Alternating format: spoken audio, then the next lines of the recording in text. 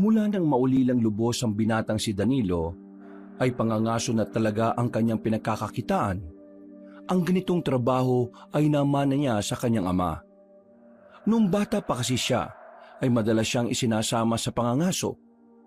Kaya nang siya ay magbinata, tila naging biyasa na rin siya sa ganong klase ng gawain. Nalaman niyo na ba yung kumakalat na chismis sa lugar natin? Kalalaki mong tao, chismoso ka. Ano ba yun? Huy, puro kalokohan na naman yan siguro. Grabe naman kayo sa akin. Ganyan ba tingin niyo sa akin? Puro kalokohan lang ang alam? Sa totoo lang, oo. O sige na, sabihin mo na. Baka sakaling may mapala naman kami dyan. Si Bianca raw, buntis. Ano? Paano nabuntis Wala pa naman nangyayari sa amin Kung makapagsalita ka, akala mo naman syota mo. Di ka nga kilala nun Oo, Oo nga, feeling ko apo to bakit daw nabuntis? malamang, nakipag-anuhan. Alangan naman makipagtitigan lang yun. May kinatagpo daw na lalaki sa Maynila. Ilang buwan bago bumalik, ayun, may laman na daw yung tiyan. Sigurado ka ba sa sinasabi mo? Baka naman, kabag lang ang laman ng tiyan yan, Buntis ka raw maglilimang buwan na. Saan mo naman nalaman yung balitang yan? Di saan pa? Sa nanay niya. Pambihirang nanay yan, Sariling anak chinichismis. Wala naman kasi magandang idinulot yang si Aling Puring sa anak niya Paano na to? Wala na yung pantasya ng bayan. Magkakaanak na. Hindi naman siya mamamatay. Pwede pa rin naman siyang hangaan kahit na may anak siya. Pero hindi lang siya basta makakaroon ng anak. Makakaroon na rin siya ng asawa at baka maikasal pa. Bakit ba parang sobrang halaga ng kwento ng buhay niya sa inyo? Pantasya niyo lang yun. Napakarami pang babae dyan Hindi mo kami maintindihan. Siya ang inspirasyon namin sa araw-araw para bumangon Gusto mo inspirasyon? Isipin mo lahat ng utang mo para may dahilan ka para bumangon at kumayod. Pero ang gara talaga Hindi pa nga ako nakakapagpakilala sa kanya. Naunahan na kaagad ako. Nabuntis na kaagad. Tigil nyo na yung kahibangan nyo. Ituon nyo na lang yung atensyon nyo sa mas mahalagang bagay. Sige na, bilisan nyo ng paglalakad. Paagabihin pa tayo. Kailangan maihatid kagad natin itong mga nahuli natin sa palengke. Napapailing na lamang si Danilo sa kanyang dalawang kaibigan. Hindi pa rin kasi niya maintindihan kung bakit gano'n na lamang ang pagiging patay na patay ng dalawa sa babae. Samantalang para sa kanya, wala namang espesyal kay Bianca maliban na lamang sa mukha nitong may kagandahan. Ang babaeng si Bianca ay matagal nang itinuturing na diyosa sa kanilang baryo. Kapag dumadaan ito, lahat ng lalaki ay napapalingon. Kahit ang matatandang may sakit ay biglang lumalakas kapag siya ang nasa harapan. Pero iba si Danilo sa lahat. Kahit na nagagandahan din siya sa dalaga, mas lamang ang kawalan niya ng pakialam sa babaeng yun. Makalipas lang ang ilang minuto, nakarating na rin sila sa palengke. Agad nilang inabot ang kanilang mga nahuling palaka at dagang bukid. Habang binibilang kung ilan ang kanilang nahuli, nakataas ang isang kilay ng tinderang si Aling Esang. Magkano na naman yan? Baka naman ang mahal-mahal na naman yan 500 na lang po ang kilo rito sa dagang bukid. Tapos, 400 naman po dito sa palaka. Ay nako, ang mahal-mahal naman yan. Pambihira. Sa iba nga ang mura. Sa kanila na lang kayo bumili. Mura pala Ang hirap-hirap manghuli nito tapos gusto nyo mura? Talaga namang mas mura sa kanila at ang sa inyo mahal. Kung mas mura nga sa kanila, di sana sa kanila ka na bumili kanina. O nga naman, Aling Esang. Huwag ka naman buraot. Pinaghirapan naman naming hulihin ang mga yan. Kung ganyan kakabarat sa mga tao, hindi ka yayaman, Aling Esang. Hay, huwag mong sinasabi yan dahil hindi mo hawak ang kapalaran ko. O ano, bibili niyo po ba? Sa iba ko na lang ito ibebenta. Oo na, bibilin ko na. Wisit. Wala kang magagawa kundi bilhin na rin kasi ibebenta mo rin naman to ng mas mahal Di ba garapal ang tawag sa ganyan? Bibilin mo ng mura tapos ibebenta mo ng napakamahal? He, manahimik na kayo. Bibilin ko na nga eh. Inabot na sa kanya ang pera. Pagkakuha, agad na naglakad ang mga binata paalis. Natatawa na lamang si Danilo. Meron na naman siyang naisahan. Ang totoo niyan, sobrang mahal naman talaga ang kanilang presyo. Wala lang talagang alam sa presyuhan ng dagang bukid at palaka si Aling Esang. Sa madaling salita, meron silang nautong tao. Kinagabihan, Sira ulo talaga doon si Danilo kanina eh. Ang galing mong manguto ah. At si Aling Esang pa talaga inuto niya.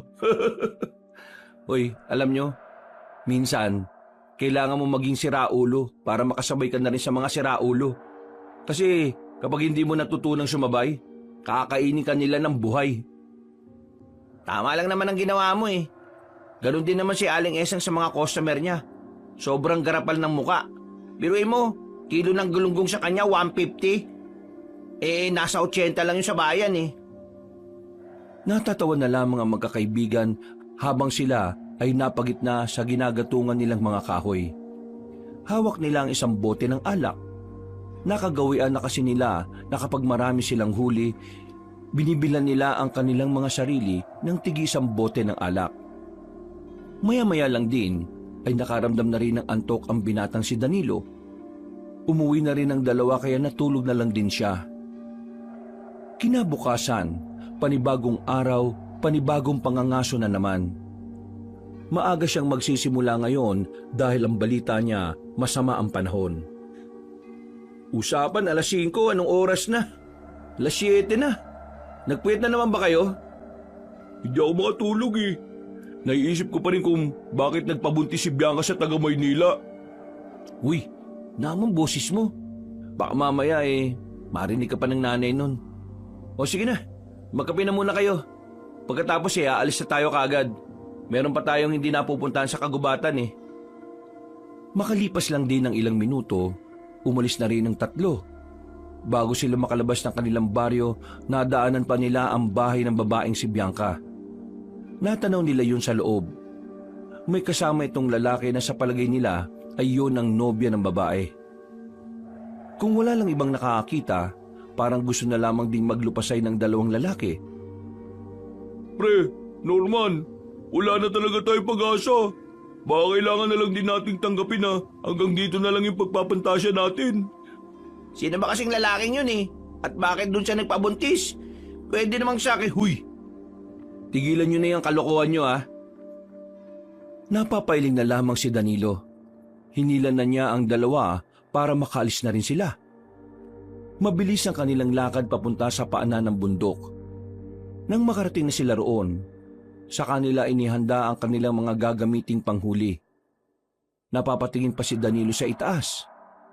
Nakita niyang unti-unti nang nagkulay itim ang mga ulap. Kapag umulan mamaya, mauna na kayo umuwi ah. Ha? Bakit kami mauna? Bakit ka naman magpapaiwan? Kailangan ko makarami. Kailangan ko ng pera eh. Kaya kapag umulan, umuwi na kayo.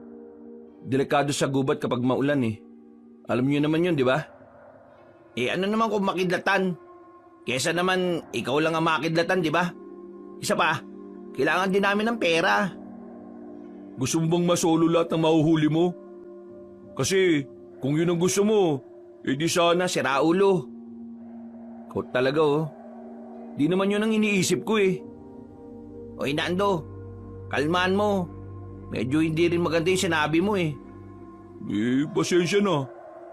Basta kapag umulan, alam niyo na kung anong gagawin niyo ah. Ayoko naman na mamatay kayo sa kidlat dahil lang sa sinamahan niyo ako. Pero pre, ganun din naman ang nararamdaman namin eh. Ayaw naming mamatay ka sa kidlat dahil lang iniwan ka namin.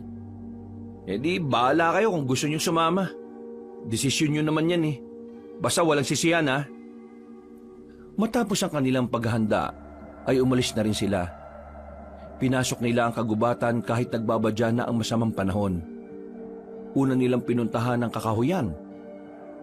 Sa parting ito kasi nila nakita ang nagkukumpulang bayawak nitong nakaraan. Pero sa pagkakataong ito ay wala na silang makita. tanging ang mga bakas na lamang ang kanilang nadatnan. Wala na sila rito, pre. Saan naman kaya nagpunta ang mga yun? Malamang sa malamang, nakita rin nila tayo nung nakaraan. Patatalino pala mga bayawak no? Nakakaramdam na babalikan natin sila. Tingnan kaya natin dun banda. Mas maraming puno na may malalaking ugat dun eh. Baka dun sila nagsipasukan. Naglakad ang tatlo patungo sa direksyon na tinuro ni Norman. Pagdating nila roon ay wala pa rin silang nakita. Dismayado ang tatlo. Nakaramdam na sila ng gutom bandang tanghali.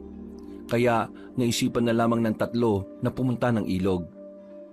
Manghuhuli lang sana sila ng isda para kahit papaano ay meron silang makain. Pero nang dumating sila roon, isang hindi inaasahang senaryo ang kanilang nadatnan. Malayo pa lang, natanaw na ni Danilo ang isang babaeng nakadapa sa gilid ng ilog. Agad nila yung nilapitan. Paghawak nila sa leeg, wala na silang makapampulso doon. Gaagi pre, patay na yan ah. Ano nangyari dito mga pre? Kailangan na natin umalis dito. Paano tong babae na to pre? Baka mamaya tayo pa mapagbintangan dito. Yun na nga ang gusto kong sabihin Kapag may nakakita sa atin dito, baka tayo ang isipin pumatay sa babaeng yan. Kaya mas maganda nang umalis na kagad tayo. Bago maglakad palayo, tiningnan na muna ni Danilo ang babae. May kaputian yun. Makinis ang balat at sexy.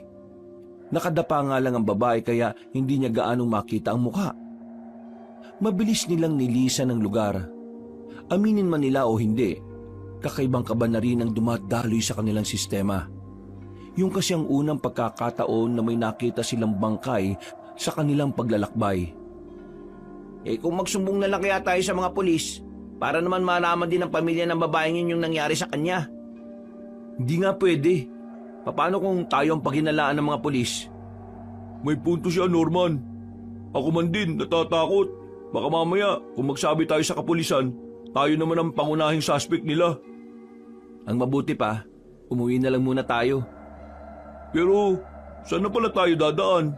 Ibang daan na itong napuntahan natin Hindi niyo ba natatandaan? Bakit? Hindi mo rin ba natatandaan? Magtatanong ba ako kung natandaan ko? Dito na lang, baka dito may daan. May bakas ng daanan Kahit na walang kasiguraduhan kung saan sila dadalhin ng daan na yon, ay sinubukan na lang din nila.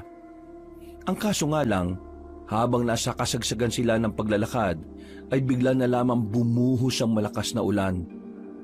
Wala silang choice kundi ang maghanap ng masisilungan. Malas Sino ba may balat sa inyo sa puwet? Hindi ako sa singit yung sa akin Lalong hindi rin naman ako. Wala naman akong balat sa puwet Mahirapan tayo makabalik nito sa atin. Ilang tsansa ba para matamaan ng kidlat? Anong klaseng tanong yan? Kapag tumila ng bahagyang ulan, saka na tayo lalabas dito. Walang nagawa ang tatlong binata. Nanatili lamang sila roon. Hindi na nila alam ang kanilang gagawin. Masyadong malakas ang ulan. Sinasabayan pa ng malalakas na pagkulog at pagkidlat. Inabot na nga sila ng gabi habang nakasilong sila sa ilalim ng punong sampalok. Buryong na ang tatlo. Kahit gustuin man nilang umalis, ay hindi rin naman nila magawa. Kung takbuhin na lang natin. Paano mo tatakbuhin? Ang dilim. Saan tayo dadaan?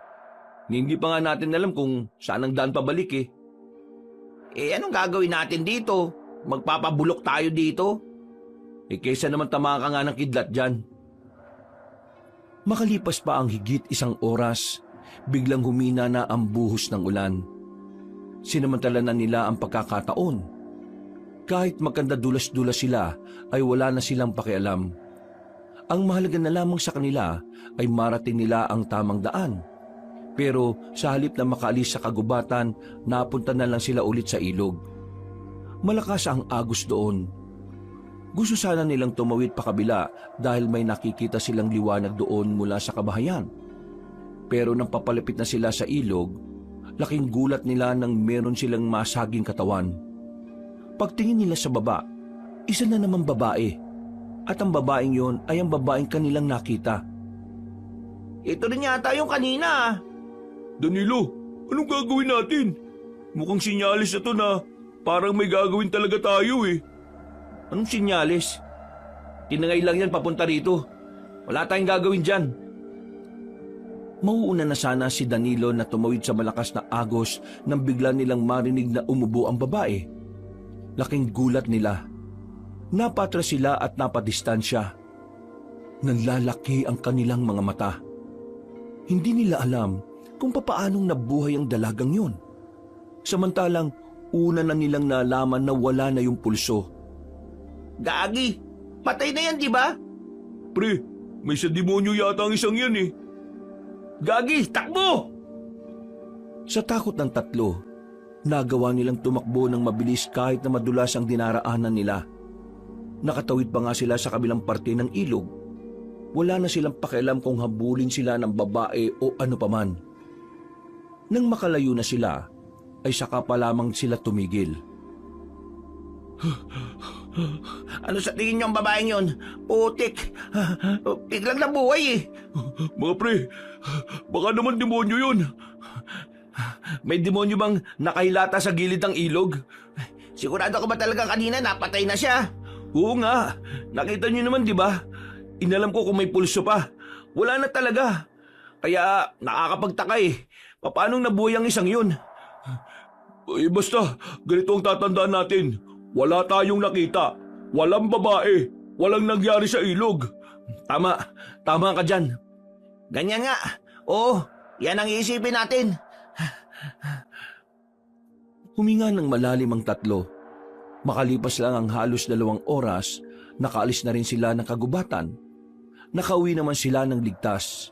Pero wala silang nahuling kahit na ano pang hayop. Basang-basa pa sila ng ulan. Higit sa lahat ay gutom na gutom. Kaya naman, nang tumila na ang ulan, tumambay na muna sila sa bahay ni Danilo. Nagpresentang magluto ng sabaw si Norman kahit na alanganing oras na rin. Si Danilo naman nakaupo lang sa harapan ng pintuan habang nakatulala. Hindi pa rin mawala-wala sa isipan niya ang mga nangyari. Oh, ayos na to. Pagati-hatian na lang natin. Pre, Danilo, huwag mo na masyadong isipin yun. Baka ikabaliw mo pa yan. Hindi ba kayo nahihiwagaan sa babaeng yon? Nahihiwagaan din siyempre. Ngayon lang kami nakakita ng taong namatay na pero nabuhay ulit. Kung itanong ko kaya kay Mang Kapa bukas ng umaga, baka may alam siya sa ganun. Ano bang mapapala mo kung may alam nga siya? Makakahuli ka ba ng dagang bukid? Basta, di matahimik ang kalooban ko eh. Diyos ko naman ikain mo na lang yan pre. Inabutan na siya ng 2 ng isang mangkok. Nagsandok na lang din siya para makakain na rin. Hanggang sa pagtulog, hindi pa rin matahimik ang kalooban ng binata. Paulit-ulit na bumabalik sa isipan niya ang babae. Maya-maya lang din ay umuwi na ang 2. Oras na ng kanyang pagtulog. Pero kakahiga niya pa lang sa papag, nakarinig na agad siya ng kalabog. Napatigil siya. Nagtataka. Kaya naman ay agad siyang lumabas ng kanyang silid. Nagmamadali siyang buksan ng pintuan. Pagbukas niya ay isang babae ang bigla na lamang humilata sa pintuan. Sumandal pala roon ang dalaga. Nang mapansin niya ang kabuuan ng babae, nanlaki ang kanyang mga mata nang maalala na ito yung babaeng nakita nila sa ilog. Pero sa pagkakataong ito, meron na itong malay. Tulong? Anong tulong? Patay ka na eh. Hindi pa ako patay. Buhay pa ako. Tulungan mo ako, nakikiusap ako. Paano ka nabuhay? Sige nga sabihin mo, demonyo ka no? Nagmamakawa ako sa iyo. Tulungan mo naman ako. Gusto ko pang mabuhay. Nakita na lamang ng lalaki ang malalaking sugat na nasa bandang kaliwang dibdib nito. Napatingin din siya sa labas. Nababahalang binata na baka merong makakita sa kanila. Kaya para makaiwas sa kung anumang iisipin ng mga tao, hinila niya ang babae papasok at saka sinarado ang pintuan.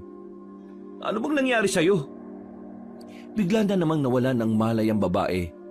Noong mga oras na yon, mas lalo na siyang kinabahan. Natataranta siya. Hindi niya alam ang kanyang gagawin. Kaya naman, lumabas siya ulit at pinuntahan ng dalawang lalaking kaibigan.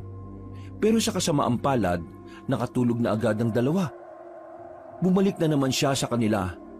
Nasa sahig pa rin ang babae.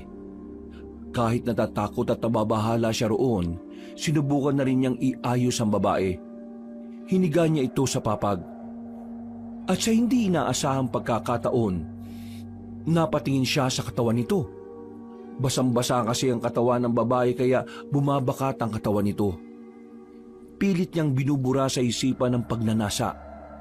Nakatuon lamang siya kung ano ang gagawin sa babae at sa sugat nitong kitang-kita niya na nasa itaas ng kaliwang dibdib. Ay naku, pambirang buhay naman to, Lord, oh. Ang dami ko nang iniisip. Bakit idinagdag niyo pa ito? Kumuha na lamang siya ng panlinis sa sugat. Kahit nakakaunti lang ang kaalaman niya sa paglilinis ng sugat, sinubukan niya pa rin. Nakokonsensya kasi siya sa oras na may mangyaring masama sa babae tapos wala siyang ginawa. Agad na nilinisan ni Danilo ang sugat ng dalaga. Matapos yun, ang naging problema naman niya ay kung papaano ito papalitan ng suot. Basang-basa na rin kasi ang papag niya. Lord, wala akong gagawing kasalanan ha. Nagbabagandang loob lang ako. Pinikit na lamang niya ang kanyang mga mata. Nang akmang aalisin na niya ang damit ng babae, napadilat siya nang bigla siya nitong hawakan sa kamay. Namimilog ang mga mata niyang nakatingin doon. Nagtama ang kanilang paningin. Wag, ako na. Kaya mo na bang kumilos? Maraming salamat sa paggamot sa sugat ko. Kaya ko nang gumalaw. Oo, sige na. Magpalit ka na ng damit. Basa-basa na yung katawan mo eh. Tapos, umalis ka na kaagad ah. Sandaling lumabas si Danilo. Pagbalik niya ay suot na ng babae ang kanyang malaking damit. Pero nanatili lang yon sa ibabaw ng kanyang papag. Nakatingin na parabang hindi alam ang gagawin. Oh, alis na. Baka mamaya ay mapahamak pa ako dahil sa iyo eh. Pwede bang dito na muna ako? Ha? Anong sinabi mo? Kung pwede lang na dito na muna ako. Wala kasi akong mauuwian eh. Teka nga. Tagasan ka ba? Ano ba nangyari sa'yo at bakit may sugat ka? Taga Baryo Swangit ako. Ang baryo na kung saan puro pangit ang nakatira maliban sa akin. Ang pinagsasabi mo? Niloloko mo ba ako? Hindi. Doon naman talaga ako nakatira eh. Bakit ba ayaw mong maniwala? Tinatanong mo pa talaga ako kung bakit ayaw kong maniwala. Sino ka ba para pagkatiwalaan ko? Hindi nga kita kilala eh. Hindi ko nga rin alam kung paano mo ako nasundan dito eh. Hindi ko rin naman alam na dito ka nakatira.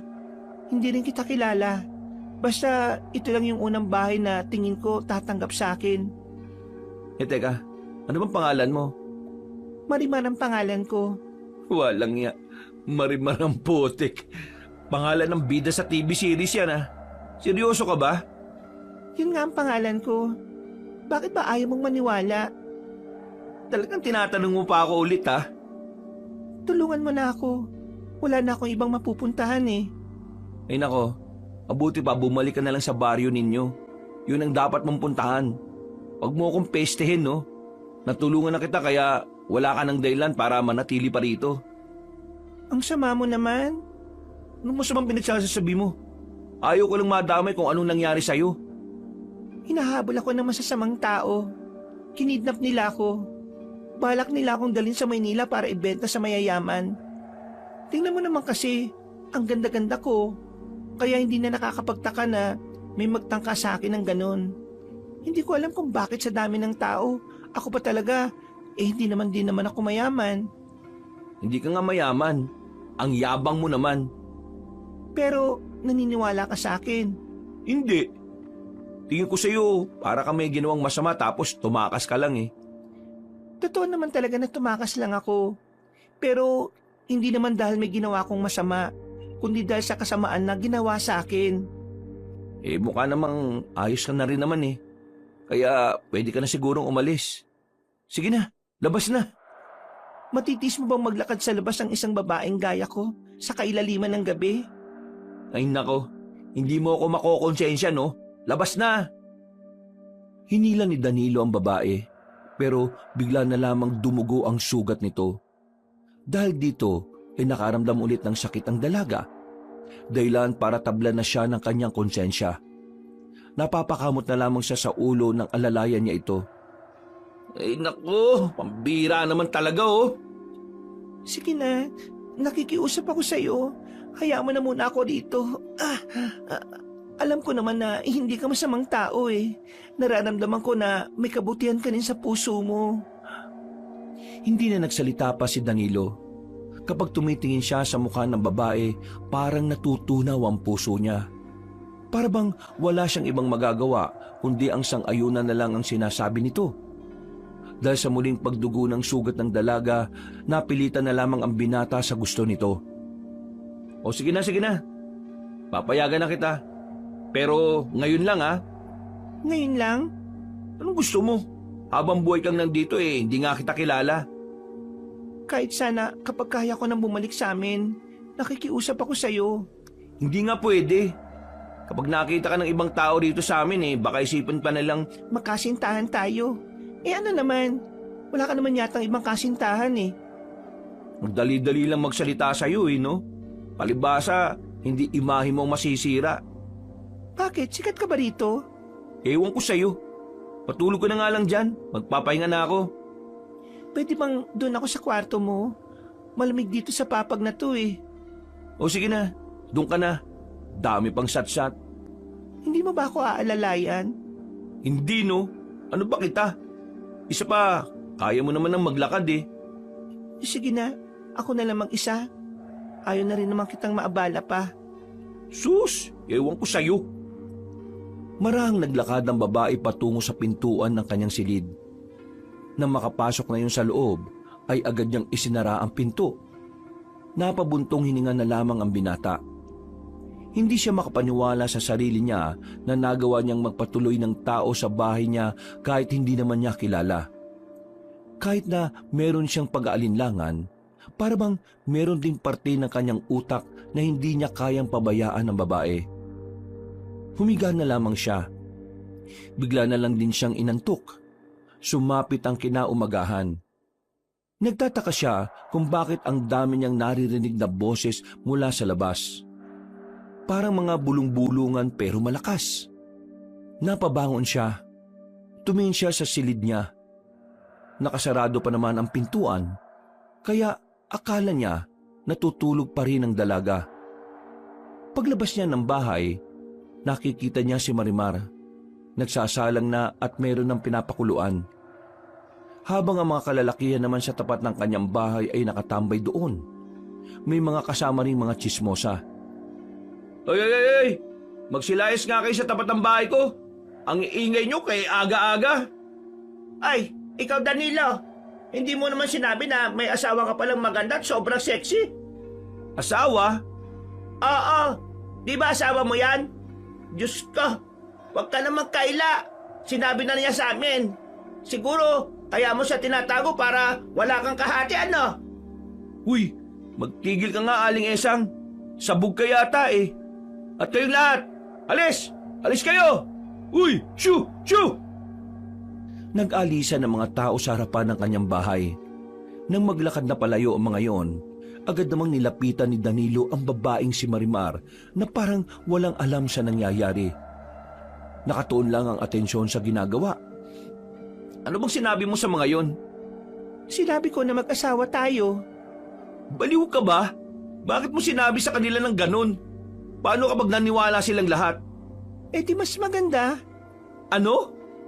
Mas maganda nang isipin nilang mag-asawa tayo kaysa isipin nilang kahit hindi tayo mag-asawa magkasama tayo sa iisang bahay. Ano pinagsasabi mo? Ang usapan natin, pagsapit ng umaga aalis ka na.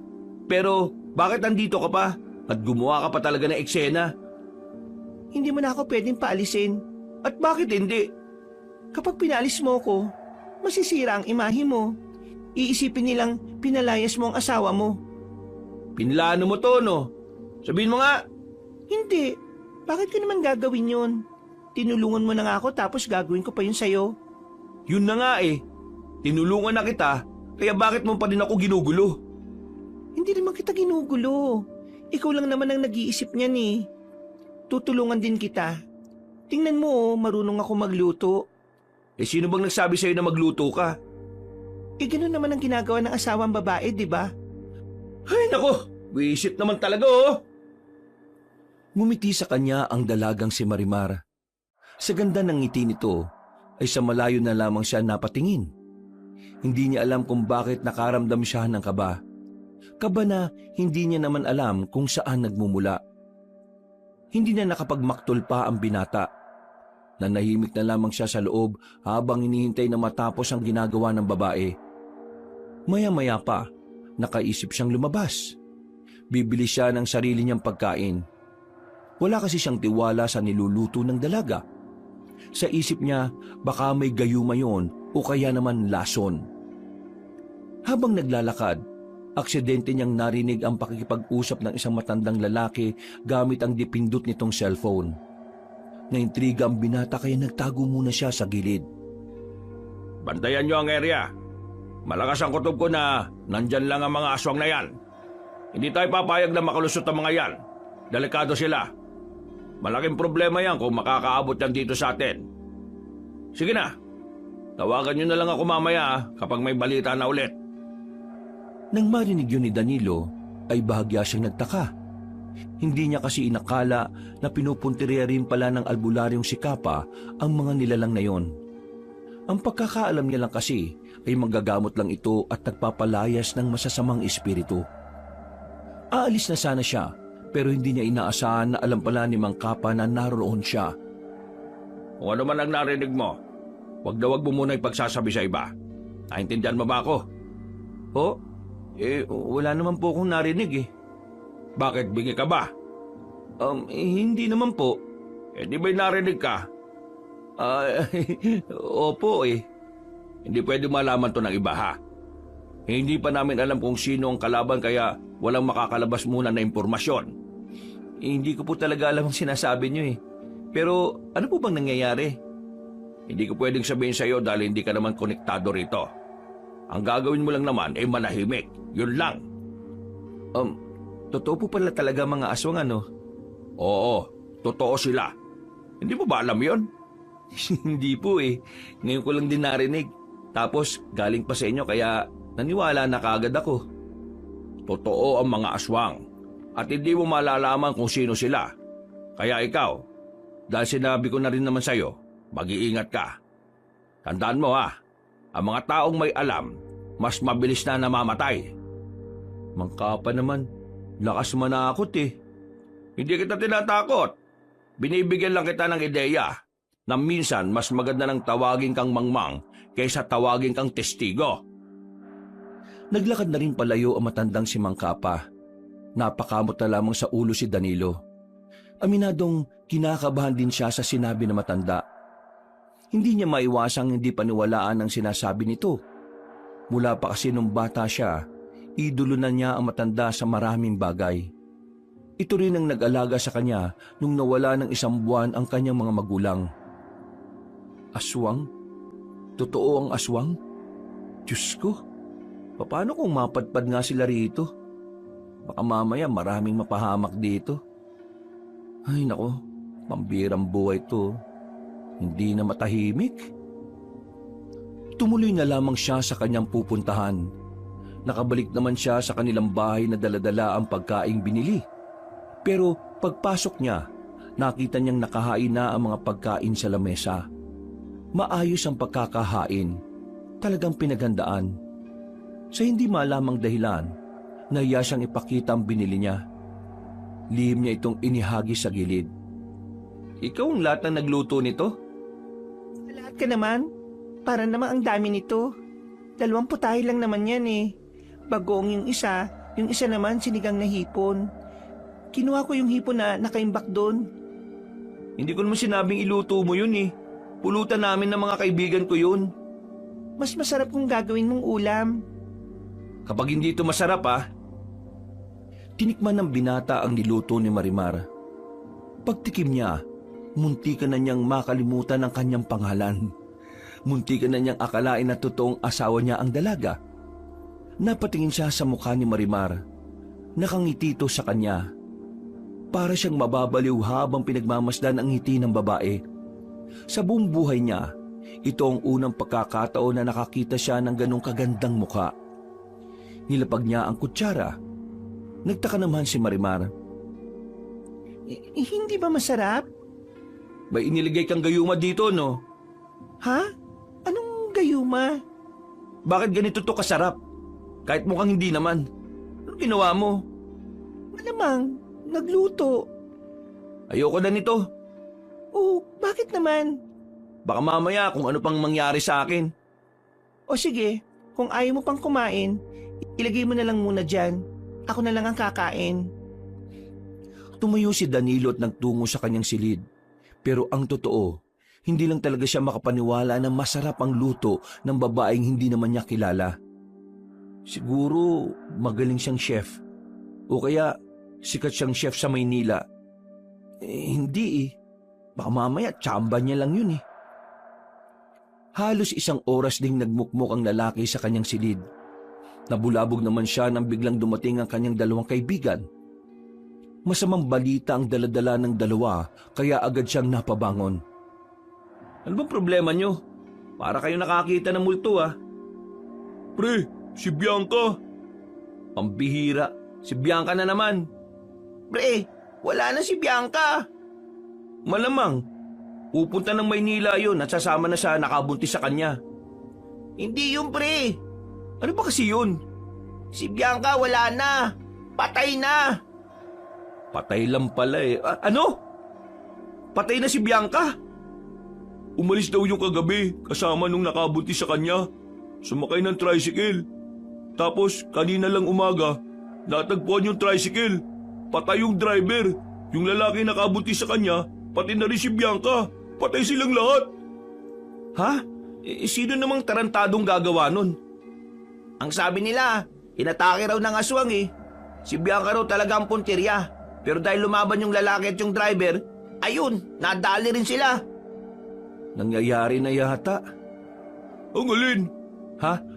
Wala. Ayun, nangyari na. Napahamak sila. Dapat kasi di sila nalabas ng gabi. Awawa naman si Bianca, pre. Pati yung anak nila. Kung alam ko lang na mangyayari yun sa kanila, hindi sana pinigilan ko sila. Hindi ka naman nila close, no? Sabay-sabay silang napatingin sa kabilang papag nang marinig nilang humikab ang babaeng si Marimar. Nagulat si Nando at Norman sa kanilang nakita. Namukhaan kasi nila ang babaeng yon. Uy, pre, anong ginagawa ng babaeng yan dito? Di ba yan yung nasa ilog? Ha? Oo. Kunwari ka ba na ayaw mo? Gusto mo lang palang suluin. Uy, si Raulo. Pakinggan niyo muna ako, no? O sige, magpaliwanag ka nga. Magsasalita na sana ang lalaki nang biglang bumangon ang babaeng si Marimar. Nakangiti yun sa kanila. Kahit ang dalawa ay nakaramdam din ng pagkailang at hiya. Sadyang napakaganda naman kasi talaga ni Marimar. Parang nagliliwanag ang kagandahan nito. Magandang umaga sa inyo. Ako nga pala si Marimar. Ako ang asawa ni Danilo. Ano? Asawa? Pre, anong asawa? Niloloko mo ba kami? Magkakilala siguro kayong dalawa, no? Hindi ko kilala yan. Kagabi nang umuwi tayo, nagulat na lang ako na nakarating na yan dito sa bahay. Tapos, may sugat niya sa dibdib. Kaya tinulungan ko. Akala ko kasi mamamatay na. Hindi ko naman inakala na matapos kong tulungan yan ganyan pala kasira ulo yan. Sinabi ba naman sa mga kapitbahay na asawa ko siya? Na ang usapan naman namin aalis na siya kaninang umaga. Pero ngayon, ayan, nandito pa rin. Totoo ba? Totoo ang lahat. Wala na kasi ako mapupuntahan kaya gusto ko sanang nandito lang muna ako. Pre, dito na muna yan. Para naman may dahilan kami lagi para dumalaw.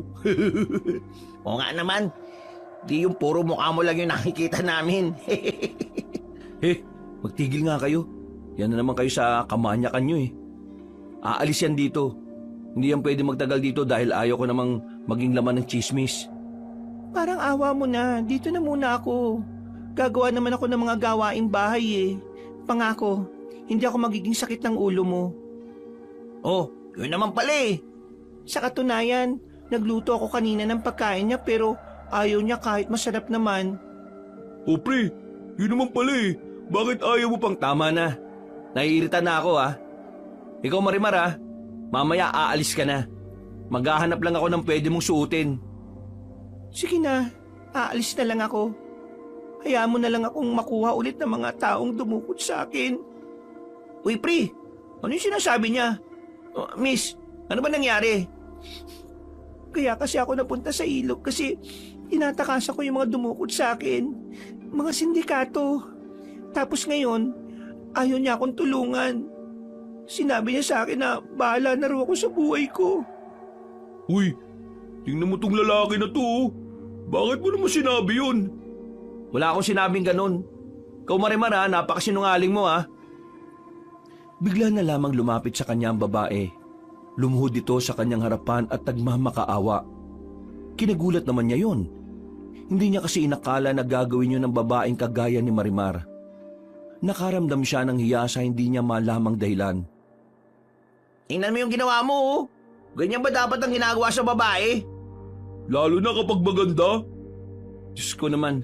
O sige na, tumayo ka na. Anong sige na? Dumito ka na muna sa bahay hanggat hindi mo pa kayang umuwi sa inyo. Talaga? Pero ito lang ang ayaw ko Ayaw ko ng makalat. Ayaw ko ng maingay. Ayaw ko ng tamad na tao. Isa pa, ayaw kong ipagkalat mo na asawa mo ko. Nasabi ko na eh. Di bawiin mo. Anong sasabihin ko? Sabihin mong hindi kita kaano-ano. Uy, mag-isip ka nga. Sasabihin mong di kayo magkaano-ano ano na lang ang iisipin nila at nandito yan sa bahay mo. Mismo. Ikaw nga mag-isip pre. Napapakamot na lamang sa ulo si Danilo. Pakiramdam niya ay napagkakaisan siya ng mga iyon. Kaya sa dulo, wala rin siyang nagawa. Hindi rin maintindihan kung bakit parang hindi niya kayang tanggihan ng babaeng si Marimar. Tumingin lang siya sa mata nito at para na siyang nanghihina. Nagtagumpay ang tatlo sa kanilang kagustuhan na manatili ang babae sa bahay na yon.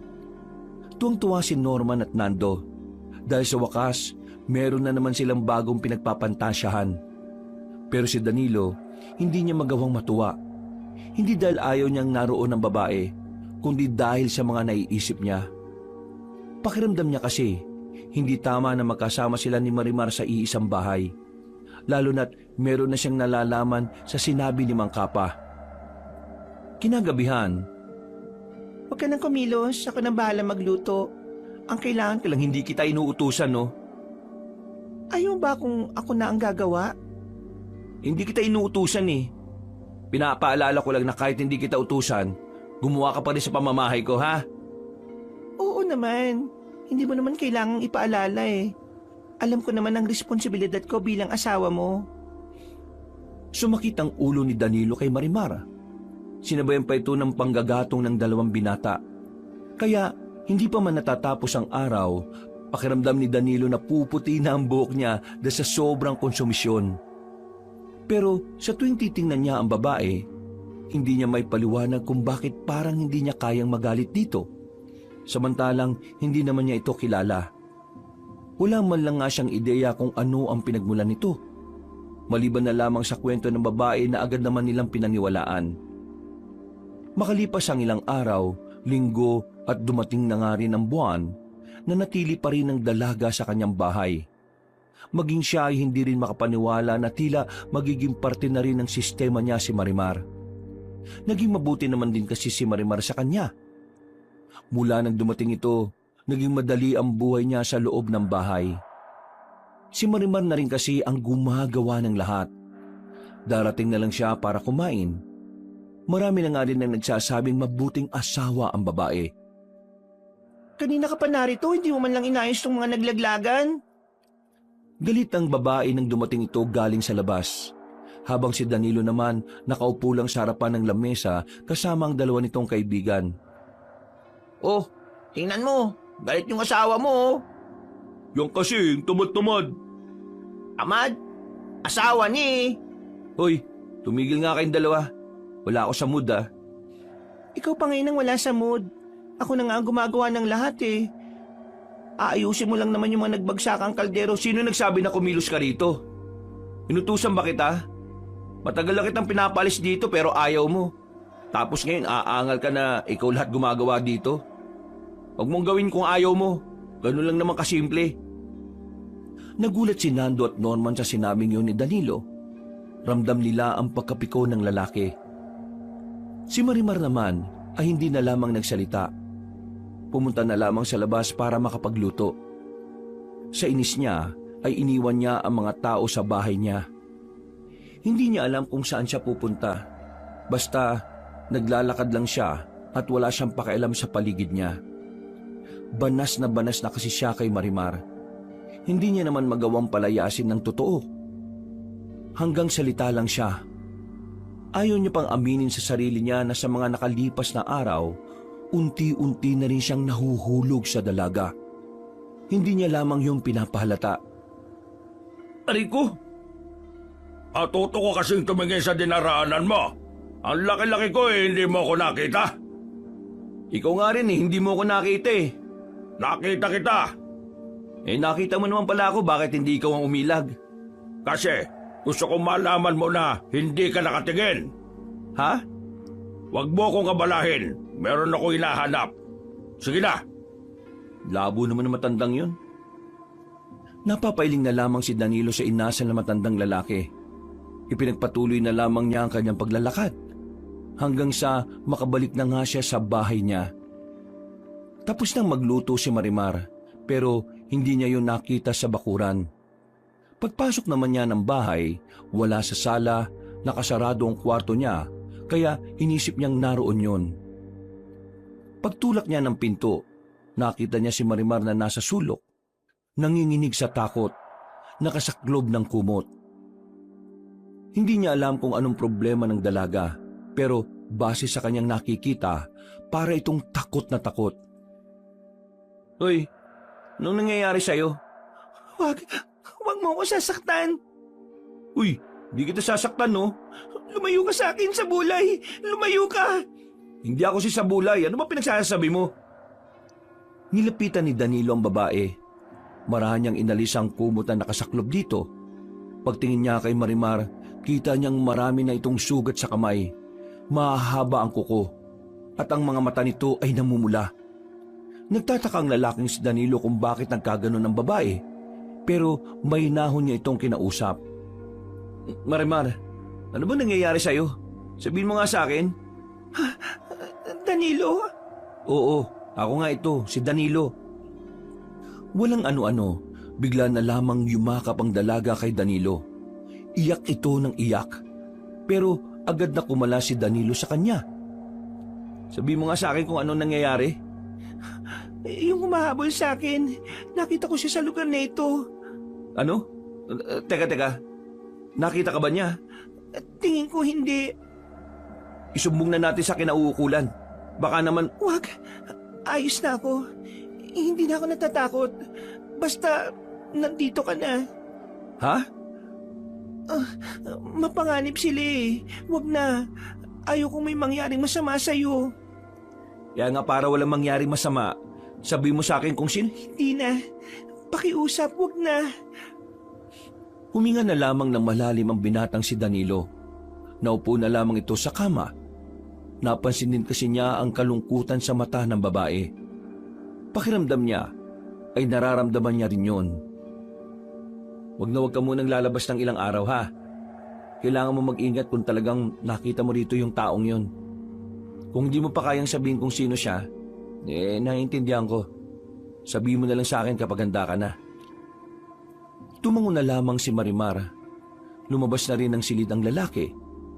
Nung gabing yun, aminado siyang nag-aalala rin siya para kay Marimar. Kaya pagkatapos nilang kumain, pinapasok na niya ito agad sa kwarto. Humiga na rin ang binatang si Danilo. Maya-maya lang din ay nakaramdam na siya ng antok. Kinaumagahan ay maaga siyang nagising. Bago siya bumangon, natanaw na kagad niya na bahagyang nakabukas ang pintuan ng kanyang silid. Pagtingin niya sa loob, wala roon si Marimar. Nang tumingin din siya sa labas, wala rin yun. naghintay siya ng ilang minuto sa pag-aakalang may binili lamang ang babae. Pero umabot na siya ng 1 oras ay wala pa ring lumilitaw na Marimar. Baka naman may pinuntahan lang, pre. O baka bumili lang. Kung may pupuntahan yun, magpapaalam yun sa akin. Kung may bibili naman, hindi naman yung tatagal ng 1 oras. Nasaan yun? Baka naman may koneksyon to sa kinakwento mong nakita niya yung naghahanap sa kanya. Ang hinala ko nga, umalis siya para hindi na ako madamay sa gulo. Bakit parang nag-aalala ka dyan? Di ba dapat masaya ka? Kasi wala na siya rito. Kasi yun naman ang gusto mo, di ba, nung una pa lang? Yun na nga. Akala ko magiging masaya ako kapag wala na siya. Pero, hindi pala eh. O sige, ganito na lang. Mag-iwahiwalay na lang tayo para mas madali natin siyang mahahanap. Magkakaibang direksyon ang kanilang tinahak. Habang naglalakad si Danilo, natanaw niya ang matandang si Kapa, ang kilalang albularyo sa kanilang lugar. Nilapitan niya ito sa pagbabakasakaling nakita nito si Marimar. Mang Kapa? Danilo. Bakit? Anong sa atin? Itatanong ko lang naman po sana, may nakita po ba kayong babae na maganda? Medyo may katangkaran tapos parang kasing tangkad ko po yun. Tapos maputi siya. Bakit? Sino ba yung babaeng sinasabi mo? Ano ko po asawa. Ano? May asawa ka na? Nagbibiro ka ba? Hindi po ako nagbibiro, seryoso po ako. Kung ganun pasensya ka na. Pero wala akong nakitang kagaya ng sinasabi mo Ikaw naman kasi baka inaaway mo naman. Ay, sige po. Hahanapin ko na lang po. Danilo. Bakit po, Mang Kapa? Huwag na muna kayo mga ngaso mamayang gabi ha. Baka mapahamak lang kayo. Mapahamak? Bakit po? Ano na naman bang meron? Nakatanggap kami ng impormasyon. Kagabi lang na yung pinuno ng mga aswang nandito. Meron siyang hinahanap. Kapwa niya aswang. Isang babae. Hinahanap na sino? Hindi rin namin alam Basta, wag na muna kayong aalis o pupunta ng gubat para mangaso. Malakas ang kutob ko na naroon lang sila mamaya. Di, mapapalabang ka na niyan. Hindi ko alam. Siguro. Pero, kailangan mag-ingat. Hindi pangkaraniwan na makakalaban kong aswang. Isa siyang sinauna. Kilala siya bilang si Sabulay. Paano? Alis na ako Sana mahanap mo yung asawa mo. Kung totoo mang meron. Naglakad na lamang ang matanda papalayo. Magpapatuloy pa sana si Danilo nang maalala niya ang pangalan na sinabi ni Mang Kapa. Kaparehong-kapareho kasi yun ang sinabi ni Marimar. Dahil dito, isang ideyang pumasok sa kanyang isipan. Napagtagpi-tagpi na niya ang mga pangyayari. Biglang bumilis ang kanyang tibok ng puso. Malakas ang kanyang kaba. Naiisip niya palang na tama ang kanyang hinala. Kung ganun, si Marimar ay... Pre, ano? Nahanap mo na ba siya? Wala rin sa kabila Ha? Wala nga rin dito sa daan na to saan naman kasi napunta yun? Sigurado ka bang wala kang sinabing masakit sa kanya? Wala. Maayos naman ang pag-uusap namin nung gabi. Nagulat na lang ako, bigla na lang siyang nawala. Pero sa isip-isip ni Danilo, alam na niya ang tunay na dahilan. Ang kaso, hindi niya pwedeng sabihin sa dalawang kaibigan niya kung bakit umalis ang dalaga. Dahil kapag ginawa niya yon, siguradong malalantad na rin ang tinatago ng babae. Habang tumatagal, palala ng palala ang sitwasyon at pakiramdam ni Danilo unti-unti na siyang nagkakaroon ng ugnayan sa mga aswang. Makalipas pa ang ilang araw, hindi pa rin nila makita si Marimar. Ipinalalagay na lamang ni Danilo na baka yun na talaga ang kapalaran ng babae. Ipinagdasal na lamang niya na sana nasa mabuting kalagayan lang ang dalaga. Isang gabi, nagkayayaan na naman ng tatlong magkakaibigan ng dahil sa matinding pangangailangan. Wala nang panggastos si Danilo. Si Norman at Nando naman ay pinapalayas na ng sariling pamilya dahil walang naiaambag. Medyo marami-rami na tong huli natin ngayon. Pwede na siguro tayo umuwi. Danilo, ano sa palagay mo? Aabot naman ng 1,000 yan kapag binenta. Lagpas na yata to. Tsaka, meron pa nga tayong isang huli na bayawak oh. O di, sige, palag na yan. Uwi na tayo. Gutom na rin ako eh. Hindi pa man nakakalayo ang magkakaibigan nang bigla silang makarinig ng malalakas na angin na nanggagaling sa kagubatan. Agad niyang pinaupo ang dalawa niyang kaibigan. Sandali silang nakiramdam. Ano yung pre? Malakas ang inala ko. Mga aswang. Mga aswang, di totoo pala ang chismis. Oo. Hindi lang siya basta chismis. Kasi totoong nilalang talaga sila. Anong gagawin natin? Magtatago lang ba tayo rito? Hintayin muna natin silang dumaan. Baka kasi dito yung direksyon nila eh. Aba, baliw. Bakit ba natin hihintayin kung pwede naman tayong umalis na kagad? Eh kung makita nila tayo sa daan, Oo nga, di talaga to nag-iisip tong si Norman eh. Kung gusto mo, ikaw na lang. Para ikaw yung maging sisig nila. nanahimik na silang tatlo nang may mga marinig naman silang tinig ng mga tao. Tila nabuhay ng loob si Danilo nang mapagtanto na naroon din pala ang matandang si Kapa. Tumayo ito at agad na nagpakita. Mang Kapa! Lintik na yan. Bakit kayo nandito? Katatapos lang po namin manghuli.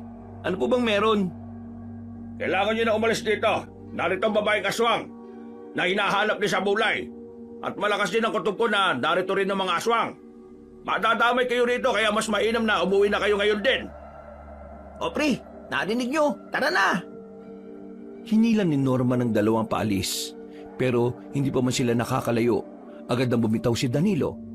Ang unang pumasok kasi sa isipan niya ay ang babaeng si Marimar. Sinubukan pa siyang pigilan ng dalawa.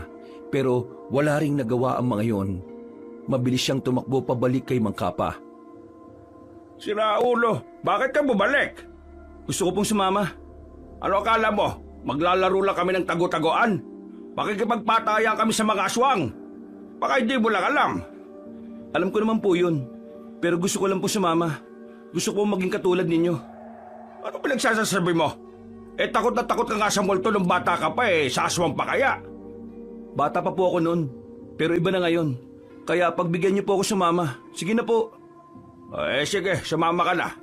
Pero walang sisihan kapag dito ka mamatay Bigyan nyo nga ng itak to. Inihagi sa kanya ng isang lalaki ang itak na kinakalawang pa ang talim. Nasulon naman niya yun kahit na merong kabigatan ng hawakan. Wala akong kasalanan sa mga magulang mo kapag namatay ka rito, Naintindihan mo? Tumango na lamang ang lalaki. Pero sa kaloob-looban niya ay hindi siya pinatatahimik ng kaba. Ang tanging nagiging lakas na lamang niya ay kailangan niyang makita si Marimar. Kailangan niyang malaman kung nasa ligtas ba itong kalagayan. Makalipas ang halos 5 minutong paglalakad, biglang tumigil si Mang Kapa sa paglalakad. Sumenyas ito sa iba nilang kasamahan. Iandaan yung mga sarili ninyo. Malapit na tayo sa kanila. Hintayin natin sila makalapit. Magsipo muna kayo. Mang Kapa, gaano ba sila kabangis? Mas mabangis pa sa leon. Talaga? Malalaman mo na lang mamaya. Bakit? Natatakot ka na ba? Ako? Natatakot? Hindi Mga ilang sandali lang, naramdaman na nila ang mga yabag ng paa. Nang kakaunting distansya na lamang ang layo ng mga yun sa kanila, hindi na nagsayang ng oras sa mga manunugis. Dali-dali silang lumabas. Nagulat ang mga aswang sa kanilang paglitaw kaya hindi man lang nakaiwas sa mga yon. Sa mga oras na ito, habang nakikipagpatayan ng mga manunugis sa mga aswang, nakatayo lamang ang lalaking si Danilo. Nakatulala sa mga nangyayari. Sa likod mo! Paglingon ni Danilo sa likuran niya, ay nakita niyang isang aswang na gumagapang na palapit sa kanya. Nailaga naman niya yon. Lumapit si Mang Kapa at pinatay nito ang aswang. Humanga naman si Danilo sa matanda. Hindi kasi niya inakala na magagawa pang makita ni Mang Kapa ang aswang na yon kahit mga lampara lang naman ang kanilang dalang ilaw. Kung ganyan ka, mauna ka pang mamatay sa pinakamatandang tao sa bando natin. Pasensya na po. Sige na, bumawi ka. Ho? Muling nagpatuloy ang labanan. Kitang-kita na nakakalamang ang mga manunugis ng mga sandaling yon. Hindi nga nagtagal, tuluyan na nga nilang natalo ang mga aswang. At sa dami ng kanilang kinalaban, ni isa ay wala man lang napatay doon si Danilo. Puro ilag lamang ang kanyang ginawa. Wala siyang lakas ng loob para tumaga. Suyurin nyo itong buong area. Baka meron pang nakatago dyan. Tandaan, huwag makakampante ha. Hindi pa natin nakikita si Sabulay. O ano, Danilo, sasama ka pa ba? Wala ka namang ginagawa eh. Mabuti pa umuwi ka na. Ayoko mamatay ka rito ng walang kalaban-laban. Nakikita mo yung mga bangkay ng aswang na yan? Magiging ganyan ka rin kapag hindi ka nakinig sa akin. Dalhin mo yung itak na yan pabalik sa mga kasama mo. Pero Wala nang pero-pero. Ayaw ko rin naman na makasira ka sa mga plano namin. Kanina, hindi ako makalaban ng maayos kasi naalala kita eh. Kasi alam kong wala ka rin magagawa. Pasensya na po. Sige po, uwi na lang po ako.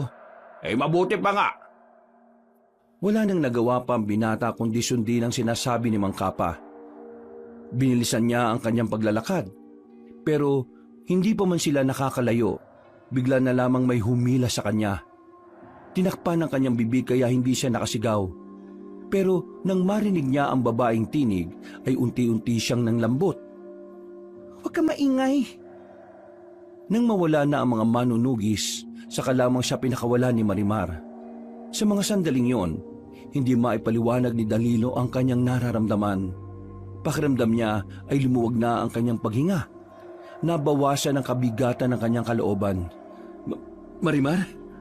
Oo, ako nga ito. Halika, sumama ka sa akin. Dadaling kita sa ligtas na lugar.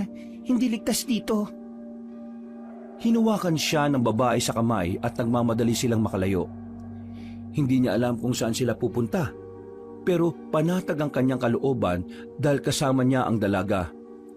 Makalipas lang ang ilang minuto, nakarating na rin sila sa isang maliit na kubo. Pumasok sila sa silong nito. Doon ay meron may butas at merong hagdanan pababa.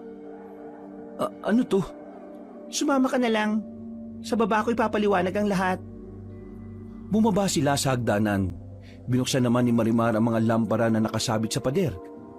May halong pagkamangha si Danilo na makita na niya ang lugar doon. Parang normal na bahay lang pero nasa ilalim ng lupa. Dito ako nakatira. Huwag ka mag-alala.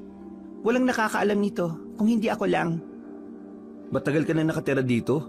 O dito ko lang tumira mula nung umalis ka sa akin? Mula lang nang umalis ako sa iyo, natuklasan ko itong lugar na ito. Bahay ng dating magsasaka na umalis na. Wala akong pakialam kung ano ang kasaysayan ng bahay na ito. Ang gusto kong marinig ay kung bakit ka umalis nang walang paalam. Anong problema mo? Sino mga humahabol sa'yo? At ano ka ba talaga, Marimar? Umamin ka nga sa akin. Tama bang iniisip ko na ikaw yung hinahanap ng mga aswang? Na ikaw rin ang hinahanap nila Mang Kapa? Na isa ka nga talagang... Oo, aswang ako. So tama nga ako. Oo, tama ka nga ng hinala. Isa akong aswang. Kung aswang ka, anong motibo mo sa akin? Papatay mo ba ako? Kakainin mo rin ba ako? Hindi lahat ng aswang kagaya ng mga iniisip mong gumagawa ng karahasan. Di sinasabi mong iba ka sa kanila? Oo, iba ako sa kanila dahil hindi ako gumagawa ng masama. Kalokohan naman yan. Ang sabi ni Mang Kapa, lahat ng aswang pumapatay ng tao kasi tao ang kinakain ninyo. Yun ang sinabi niya sa'yo kasi yun lang naman ang alam niya eh. Pero maniwala ka sa akin, hindi ako kagaya nila. Mula nang isinilang ako, iba ako sa kanila. Kahit na kailan, hindi ako nakatikim ng tao. Kahit amuyin man lang ang dugo ng tao, hindi ko ginawa. Teka, nagugulan pa rin ako eh. O sige, sabihin na nating hindi ka nga masamang aswang. Pero bakit kayo nahabol nung matandang si Sabulay na yon? Tungkol dyan, hayaan mo na muna ako magpaliwanag. Ayun nga ang gusto kong marinig na paliwanag. Malamang, ahayaan na kita magsalita. Pero, bigla na lamang lumapit sa kanyang dalaga at niyakap siya ng mahigpit. Sa hindi mapaliwanag na dahilan, unti-unting naglaho ang pagiging iritado ng binata. Gusto niya rin ng yakap na yon kahit na hindi man niya aminin. mas lalong gumaan ang pakiramdam niya. Para siyang napanatag. Parang napawi ang pangungulila niya. Patawarin mo ko kung umalis ako nang walang paalam. Nalaman ko kasi na kilala mo pala yung albularyong tumutugis din sa akin. Kaya naisip ko na umalis kasi baka isipin nilang pinoprotektahan mo ang isang aswang. Kumalas ang dalaga at tumugot ito ng malalim na paghinga. Mga ilang sandali lang, sinimulan na rin ito ang nais nitong sabihin. Anak ako ng isang mayamang aswang at ng isang pangkaraniwang tao lang. Aswang ang papa ko, tao naman ang nanay ko. Ang magkaibang dugo na nagsama, ako ang kinalabasan. Kung tutuusin, hindi maaaring makaroon ng anak ang isang aswang at ang isang tao. Pero naging posible siya. Akala ko magiging normal lang ang buhay ko kahit na pinili kong mabuhay bilang isang normal na tao. Pero hindi pala. Dahil nang mag-18 taong gulang ako, natuklasan ng ibang aswang na merong mutya sa loob ng katawan ko. Ang mutyang yon ay tinatawag na mutya ng aswang. At ang sino mang babae na makakaroon nito ay itinuturing na diyosa ng mga aswang. Namatay ang tatay ko sa pagprotekta sa akin. Naubos ang angkan namin ng dahil lamang sa akin. At ang nanay ko naman ay pumanaw din dahil sa nakamamatay na laso na gawa ng masasamang aswang. Mula noon, palagi na ako naghahanap ng ligtas na lugar. Lagi na akong paalis-alis. Walang permanenteng lugar. Sa takot na makuha ko nila sa bulay. Wala na akong pakialam kung saan ako mapadpad. Hindi ko inakala na ganyan pala ang pinagdaraanan mo. Pero gusto ko lang ding malaman, kung sakaling makuha nila sa bulay ang mutya na nasa katawan mo, ano mangyayari? Kapag nakuha nilang mutya, si Sabulay ang makikinabang. Siya ang mas lalakas, mas magiging immortal, at mahihirapan na ang mga manunugis o albularyo na talunin siya. E paano naman nila makukuha yung mutya? Para makuha ang mutya, kailangan nila akong patayin. Nang marinig yun ni Danilo, ay agad na dumaloy sa kanyang sistema ang pagkabahala, kaba at takot. Naiisip pa lang niya na nangyayari yon ay parabang nahihirapan na siyang huminga. Kahit ang mga manunugis din, kaya nila ako gustong mahuli para makuha ang mutya at hindi mapakinabangan ni Sabulay. Ganon din ang kailangan nilang gawin. Kailangan nila akong paslangin. Wala na bang ibang paraan para malutas yung problemang yan? Hindi ko alam kung may iba pang paraan. Pero palagi kong hinihiling na sana meron. Kasi sa totoo lang, hindi pa ako handang mawala. Marami pa akong gusto mangyari sa buhay ko. Kahit na isa akong aswang, ang pangarap ko ay kagaya lang din naman ang pangarap ng ibang tao. Yung magkaroon ng mapayapa at tahimik na buhay. Kung talagang gusto mo ng ganyang buhay, tutulungan kita. Ha? Anong ha? Bingi ka ba? Hindi, ang ibig kong sabihin, bakit mo naman gagawin yon? Kailangan pa ba ng dahilan? Oo naman. Mas magandang may dahilan para malinaw ang lahat. Ayaw kitang mapahamak. Yun lang. Ayaw mo ako mapahamak? Bakit? Ano ba? Dami mo naman tanong. Maraming salamat, Danilo. Ikaw lang ang taong nagparamdam sa akin na pwede kong mamuhay ng normal. Basta ipapangako mo na mabubuhay ka ha? Oo, pangako. Sigurado ka bang hindi ka matutuntun ng mga naghahanap sa'yo dito? Parang ang dali naman kasi makita nito eh. Hindi. Kapag nakita nila ang bahay sa taas, hindi naman nila aakalain na may lugar dito sa ilalim. O anong gagawin natin ngayon? Kailangan ka muna magtago. Ikaw, bumalik ka muna sa inyo dahil baka mapahama ka rin. Hindi kita iiwan no? Di ba nga tutulungan kita?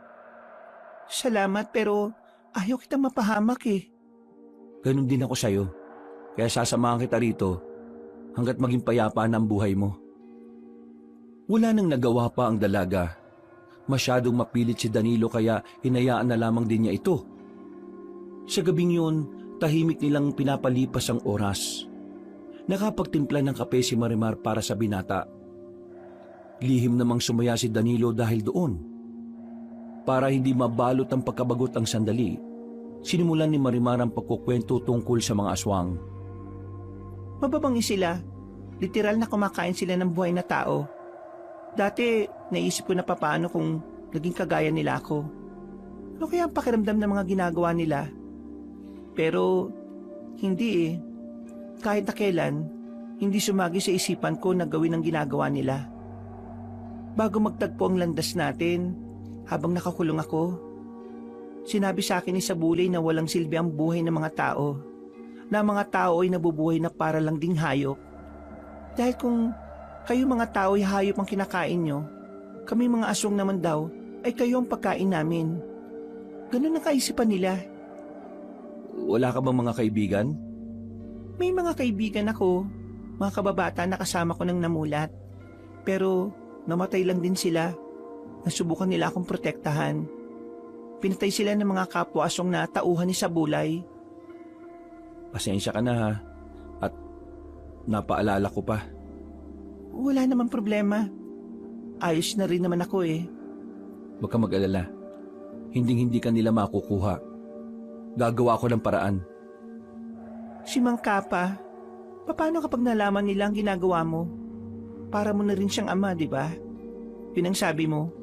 Pero pinoprotektahan mo ang isang aswang.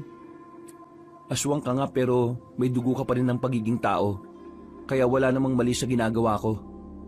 Kung hindi niya ito magugustuhan, problema na niya yun.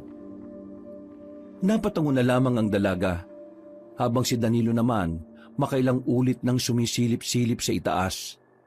Doon na sila nagpalipas ng gabi. Kinaumagahan, nagulat si Danilo nang mapansin niyang wala na si Marimar sa higaan. Kabado siyang lumabas at lumakyat ng hagdanan. Nakahinga siya ng maluwag nang abutan ng dalaga sa bakuran na nagsasalang. Oh, bakit hindi mo ko ginising? Kung akala ko nawala ka na naman eh. Masarap ang tulog mo eh. Tsaka alam kong pagod na pagod ka. Ito naglalaga na ako ng kamote. Pasensya ka na, wala akong karne dito at bigas eh. Ito lang ang kinaya. Ayos lang yan. Maraming salamat ha. Ay, siya nga pala. Kailangan kong bumalik sa amin. Wala namang problema. Pero huwag ka mag-alala, babalikan kita. Kailangan ko lang makahanap ng makakatulong sa atin. Aalis na tayo dito sa Iloilo. Aalis? Saan naman tayo pupunta? Hindi ko alam. Siguro mas maganda kung sa Maynila. Pero Marimar, kailangan mo makalayo sa lugar na ito dahil nandito ang lahat ng panganib sa iyo eh. Hindi na nagsalita pa ang babae. Ngumiti na lamang ito sa binata at sa unang pagkakataon, nginitian din siya ni Danilo. Matapos sila makapag-almusal, umalis na muna si Danilo. Nangako itong babalikan ng dalaga. Kaya naman, pagbalik niya sa kanilang baryo, agad niyang hinanap ang dalawa niyang kaibigan para makahingi ng tulong. Nakwento na rin niya sa dalawa kung ano ang nangyari at kung ano nga ba si Marimar. Ano? Aswang si... Wisit ka naman oh. Lakasan mo ba? Para marinig ng buong baryo. Kailangan natin siyang tulungan na makaalis dito. Mamayang gabi, kapag tahimik na ang paligid, babalikan natin siya. Pero bago yun, dapat may nakahanda na tayong sasakyan papuntang pier. May mahahanap ba kayo? Meron akong kakilala. Titingnan ko ngayon kung nandun siya at kung wala naman siyang biyahe. Susubukan ko rin makausap yung kaibigan ni Erpat. Sige. Maraming salamat talaga mga pre ha. Malaking tulong to para sa kanya. Pre, matanong ko lang naman. May gusto ka na ba kay Marimar? Kaya mo to ginagawa? Tandaan mo, aswang yun ha. Wala naman akong pakialam kung aswang siya o hindi. Basta mabuti siya, ayos na sa akin yun. O sige, susuportahan namin yung pagmamahal mo. Agad na silang kumilos. Pinuntahan na nila ang mga posibleng tao na makakatulong sa kanila. Pero parehong wala silang napala sa mga kakilala ni Norman at Nando. Kaya naman nagtungo sila sa mga terminal sa kung saang-saang lugar. Kung sino-sino na rin ang kanilang mga nakakausap. Pero lahat ng yun ay tumatanggi kapag nalalaman ang ibabayad nila. Dagang bukid at mga palaka. Mga bandang 6:00 ng gabi, wala pa rin silang nahahanap. Pero hindi pa rin nawawalan ng pag-asa ang binata. Kung mano-mano na lang kayang ibiyahe, Mag-commute na lang, pre. Kung pwede lang di ginawa na namin yun. Pero hindi delikado. Mahirap makihalubilo sa iba dahil hindi naman natin sigurado kung aswang ba yung makakaharap namin o hindi. Anong gagawin natin ito ngayon? Babalikan ko na lang muna siya. Sasamahan ko muna siya hanggat wala pang nahahanap na maghahatid sa kanya. Sasama ako sa iyo, pre. Hindi na. Baka kapag nakasalubong ko yung aswang madamay pa kayo. Sasamahan ka na namin. Kung makakasalubong mo ang aswang at mag-isa ka lang, di siguradong dedo ka na kaagad. Sige na, pre. Sama mo na kami. Gusto ko lang namin matulungan at si Marimar. Huwag ka mag-alala. Hindi na namin siya pinagnanasaan ngayon kasi mahal mo na siya. Ay nako, bahala nga kayo. Basta ito lang gusto ko Walang magulo, walang maingay. Kasi nagtatago si Marimar. Hindi pwedeng malaman na nandun siya. Nasabi ko naman sa inyo ang mga nangyayari, di ba? Sumang-ayon na lamang ang dalawang lalaki. Hindi rin nagtagal ay naglakad na rin sila papasok ng kagubatan. Noong mga sandaling yun, hindi malaman ni Danilo kung bakit bigla na lamang siyang kinabahan. Binisan nila ang lakad nila hanggang sa marating na nga nila ang kinaroroonan ni Marimar. Sa bakuran pa lang, naramdaman na niya na may mangyayaring hindi maganda. Nakita nilang nakasalapag ang kaldero at natapon na ang mga niluluto sa lupa. Pinuntahan niya ang silong ng bahay pero wala na siyang nakitang Marimar doon. Wisit! Nahuli na tayo! Nakuha na siya! Ginawa na siya ng mga kapwa niya, aswang. Pero baka may nangyari lang masama sa kanya. Babaeng matangkad, maganda at sexy. Siya ba ang hinahanap ninyo? Mangka pa? Danilo, hindi ko inakala na pinoprotektan mo palagi siyang aswang. Kaya pala gusto mong sumama kagabi para mahanap siya. Mangka pa, hayaan niyo ako magpaliwanag. Sige, magpaliwanag ka. Oo, isang aswang si Marimar. Pero hindi siya kagaya nila sa bulay. Mabuting aswang siya. Sa katunayan, sinusubukan niyang mamuhay ng normal. Nang gaya natin. Kailangan niya lang magtago kasi kung hindi niya gagawin yun, makukuha siya ng masasamang aswang at makukuha yung mutya sa loob ng katawan niya. Mutya? Anong mutya ang pinagsasasabi mo? Ang sabi sa akin ni Marimar, kaya siya gustong kunin ang samahan nila sa bulay ay dahil sa bagay na nasa loob ng katawan niya. Tinatawag nila yung mutya ng aswang. Ang mutya daw na yon ay nabuo dahil sa dugo ng aswang at tao. Aswang kasi ang tatay niya habang ang nanay niya ay pangkaraniwang tao lang. Kapag nakuha ng masasamang aswang yung mutya sa loob ng katawan niya, magagamit nila yun sa kasamaan at mas lalong mahirapan kayong harapin sila. At naniwala ka sa sinabi ng isang aswang? Kalahating aswang lang naman siya. May dugo pa rin naman siyang pagiging tao. Kaya naniniwala ako na hindi siya masama. Hindi mo yata naiintindihan, Danilo. Kung sa bagay, wala ka namang alam sa bagay na ito Ang mga aswang ay sinilang na may likas na kasamaan. Kahit na sabihin mong kalahating tao siya, kalahating aswang pa rin siya. Ibig sabihin, pwede pa rin siyang maging masama. At ang mga aswang, magagaling silang maninlang. Kumbaga, sa 10 sinabi nila 11 ang mali. Kaya hindi ka dapat nagtitiwala sa kanya. Ako ang mas nakakakilala sa kanya. Sa halos 2 buwan naming pagsasama, nakilala ko ang kalooban niya. Kaya naniniwala akong hindi siya masamang aswang. Ibig sabihin, matagal mo na pala siyang itinatago? Matagal mo na palang itong nililihim sa akin? Patawarin niyo ako pero kailan ko lang naman din nalaman. Doon sa 2 buwan na yon, wala siyang sinasabi sa akin. Namuhay siyang parang normal na tao. Kaya wala akong intensyon na, Natigilan si Danilo sa pagsasalita na magdatingan ng mga aswang. Kasama ng mga iyon ang tinuturing nilang pinuno, ang matandang si Sabulay.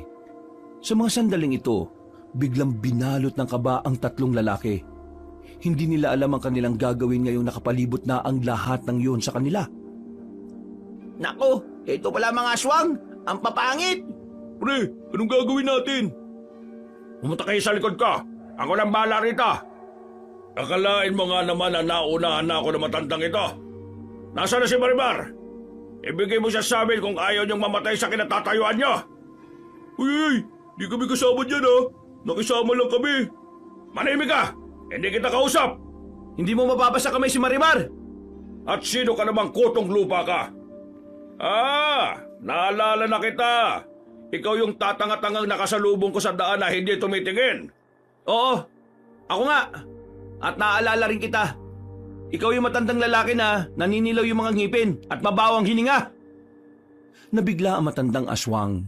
Hindi nito inakala na gagantihan siya ng binata. Kita sa mukha ng matandang aswang ang pagkapikon. Kaya naman mas lalo pa itong inasar ni Danilo.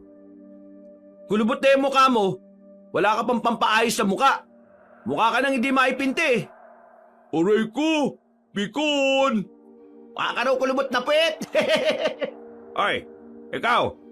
Wala kang mapapala rito. Hawak ko ng babaeng hinahanap mo. Kung papatayin mo ako ngayon, mas lalo mo lang hindi makukuha yung kailangan mo. Akala mo ba maloloko mo ako? Hindi ako pinanganak kahapon. Alam ko nang hindi niyo siya papatayin. Dahil ayaw mong masaktan ang damdamin ng lalaking yan. Kanino ko ba naririnig ang usapan niyo? Chismoso pala tong lalaking to eh. Baka aswang. Sinisira niyo talaga ang gabi ko mga kutong lupa kayo ah. Sige, tingnan natin kung hanggang saan ang inyong tabang. Hindi nagtagal, sumenyas na ang matandang aswang. Pero hindi rin naman nagpadaig ang matandang albularyo. Sumipol ito ng isang beses. Maya-maya lang, naglabasan na rin ang ibang kasamahan nito na nakatago lang pala sa mga halamanan. Alam kong darating ang ganitong punto kaya naman naganda na rin ako. Talagang kinakalaban niyo ako ha? Sige, pagbibigyan ko kagustuhan niyong mamatay. Sa likod lang kayong tatlo kung gusto niyo pang makauwi ng buhay. Dali! Tumango na lamang ang dalawang lalaki, pero si Danilo hindi siya nagpakita ng kahinaan. Hiniram niya ang itak ng isang lalaking manunugis at sumama ito sa pagtindig. Yan ka lang naman eh. Baka mamaya tumunganga ka lang ha, hindi. Hindi na mangyayari yun.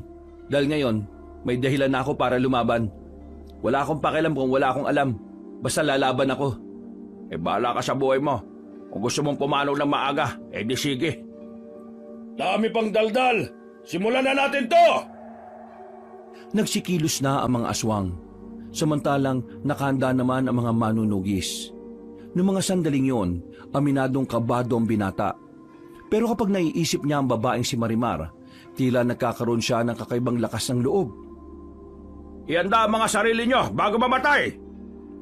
Hindi mo na ako matatakot ngayon, Mang Kapa. Ipangako mo sa akin na kapag natapos tong laban na to, iharap mo ako kay Marimar. At bakit naman ako mangangako? Kasi patutunayan ko sa iyong hindi siya masama. Nagsimula na ang labanan. Sa mga unang minuto, nagiging pantay lamang ang tagisan. Ang dalawang matanda naman ay hindi pa nagsisimula. Parang naghihintay lang kung sino ang mauunang aatake sa kanila. Samantala, si Danilo naman ay nakipagsabayan na sa mga manunugis. Pinoprotektahan nito ang dalawang kaibigan na takot habang magkayakap. Diyos ko, bakit ganito ang nangyayari? Dapat pala hindi na tayo nagmagandang loob. Huwag kayong mag-alala, nandito lang ako. Hindi ko kayo pababayaan. Wow! Kung makapagsalita, akala mo talagang hindi siya mamamatay ah. Akala mo talaga, kaya na niya yung mga pangit na yan. Manahimik nga kayo. Pabayaan ko kayo dyan eh. Nang biglang may lumapit sa kanilang isang aswang, agad yung tinaga ni Danilo. Mabuti na lang ay tinamaan niya yun sa leeg. Pero hindi pa doon natatapos ang lahat. Bigla na lamang may sumulpot sa likuran ng dalawang kaibigan niya. Natataranta niyang hinila mga yon at saka sinalag ang aswang gamit ang itak. Muntikan pa siyang tamaan ng kalmutin na siya nito. Buti na lang ay nasipan niya kaagad yung palayo. Mga buwisit kayo! Ang babaho ng mga hininga nyo! Mang Kapa, mag-usap na lamang kayo dyan. Galaw-galaw din!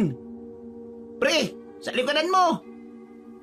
Hindi na napansin pa ni Danilo ang isa pang aswang na nakalapit sa kanya. Kaya naman nagawa na siya nitong kalmutin. Agad siyang napadistansya. Naramdaman niya agad ang kirot. Buti na lang ay tinulungan sila ng iba pang mga manunugis. Ang kulit mo kasi, ang daldal mo eh. Eh kung tumutulong kasi kayo, di ba? Buwisit talaga kayo. Oh. Mga ilang sandali lang, nakita na lamang nilang tumatakbo si Mang Kapa para habulin si Sabulay. Sumunod naman doon ang iba pang mga manunugis. Sa mga sandaling yon, Marami-rami na ring napaslang na aswang ang mga kasamahan ni Mang Kapa, kaya naman tila umaatras na rin ang ibang aswang. Habang si Danilo, idinadaingnan niya ang pagkirot ng kanyang sugat. Sobrang hapdi. Wala man lang nag-aasikaso sa kanila dahil halos lahat ay nagsunuran sa matandang albularyo. Pre, ayos ka lang ba? Oo, ayos lang ako. Ganito ang mukha ng ayos lang. Yung namimilipit sa sobrang sakit? Oo, ayos lang ako. Aray, Ipapasya na kita, pre. Susunod tayo sa kanila. Baka marunong silang gamutin yung kalmot mo. Hindi na nagsayang ng oras si Nando. Dahil malaki naman ang katawan nito, ay hindi na ito nagdalawang isip na ipasa ng lalaking si Danilo. Tumakbo sila kahit na nahihirapan sila sa mga nakaharang na halaman. Mga ilang sandali lang, naabutan nila si Mang Kapa. Nakahinto na ang mga yon at hindi na nagawa pang habulin ng mga aswang. Mang Kapa, si Danilo. May tama ho sa likod niya. Buisit, nawala na kagad ng malay yan. Hindi sanay sa abdi yan eh. Nung nagpatuli nga kami, umiyak pa nga yan eh. Ay siya, sige. Dalhin nyo na yan. Pupunta tayo sa kampo namin. Nang makarating na sila sa kampo, agad na inasikaso ni Mang Kapa ang binata. Nilinis nito ang sugat ni Danilo. Nangingitim na kasi ang palibot nito.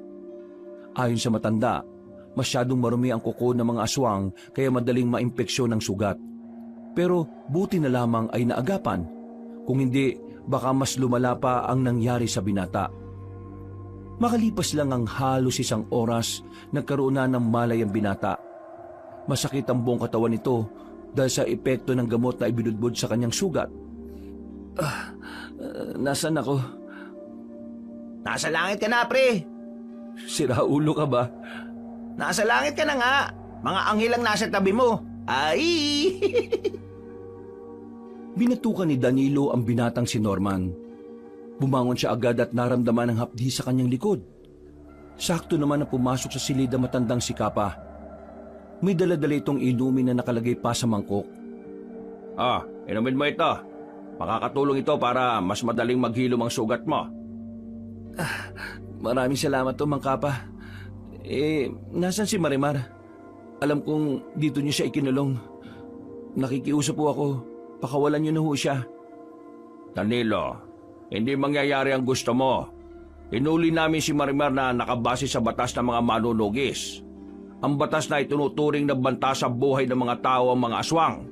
Kaya pasensya ka na. Hindi ka ba naniniwala sa sinabi ko? Mabuting aswang si Marimar. Hindi siya gagawa ng kahit na anumang kasamaan dito. Tutulungan niya pa nga tayong talunin si Sabulay eh. Hindi na natin kailangan ng tulong niya. Umatras na si Sabulay. Isang indikasyon lamang na hindi niya kaya ang puwersa ng mga manunugis. Hindi niyo dapat minamalit ang pinuno ng mga aswang. At anong alam mo sa mga aswang, Danilo? Wala. Hindi mo nga yata malalaman na totoong aswang kung hindi mo pa nakilala ang babaeng yon. Oo, wala akong nalalaman sa mga ganyang bagay. Pero malakas ang pakiramdam ko na si Marimar lang din ang makakatulong sa atin para talunin. Tama na! Hindi na makatwiran ang gusto mong mangyari. Papabayaan kitang makausap siya ngayon pero huwag kang umasa na makakalaya siya. Dahil kahit na kailan, walang aswang ang nakatataas sa batas sa mga manunugis. Mang Kapa, baka naman po pwede natin pagbigyan si Danilo. Minsan lang yan magmahal pero wagas eh. Kaya nga, Hindi naman siguro masamang hindi niyo ako naiintindihan. Sa mundong ito, hindi pwedeng kalabanin ng pag-ibig ang batas. Ang batas ay batas.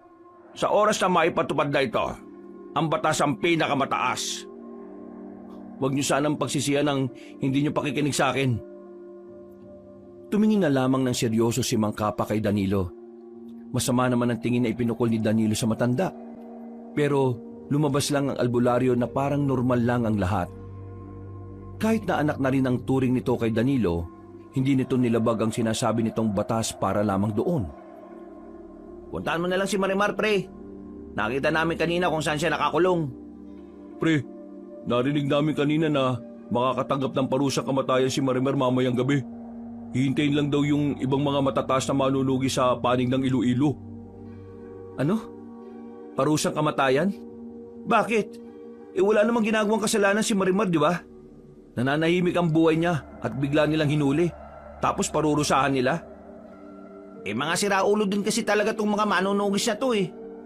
Pero kasi, hindi rin natin masisisi si Mang Kapa. Talagang paniniwala na kasi nila na ang lahat ng aswang ay masasama. Hindi naman kasi masama si Marimar eh. Hindi naman maniniwala mga manunugis kung sasabihin mo lang na hindi masama si Marimar eh. Buwan ka pala eh. Paano mapapatunayan na hindi masama si Marimar? Ayaw naman nilang palayain para makatulong.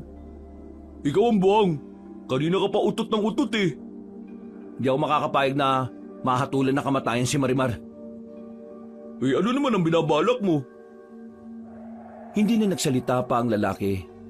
Nang maubos na niya ang pinainom sa kanya ni Mang Kapa, lumabas na rin siya ng silid na yun para puntahan si Marimar. Sinamahan siya ng kanyang dalawang kaibigan. Pagdating nila roon, ay nakita nilang nakaupo lang ang dalaga habang yakap ang sariling tuhod. Tulala at tila walang gana. Marimar? Napaangat ang tingin ng dalaga. Tila nagningning ang mga mata nito nang makita si Danilo. Agad itong lumapit sa rehas. Ganon din naman ang binata. Kahit may nakapagitna na bakal sa kanila ay hindi yun naging hadlang para magyakapan. Huwag ka mag-alala. Makakawala ka rito. Aalis ka rito. Makakalaya ka. Ako ang gagawa ng paraan. Danilo, mahigit tayong dapat pagtuunan kaysa sa kalayaan ko. Anong ibig mong sabihin? Ngayong araw, 6:00 ng gabi mamaya, magsisimulang mamilog ang buwan.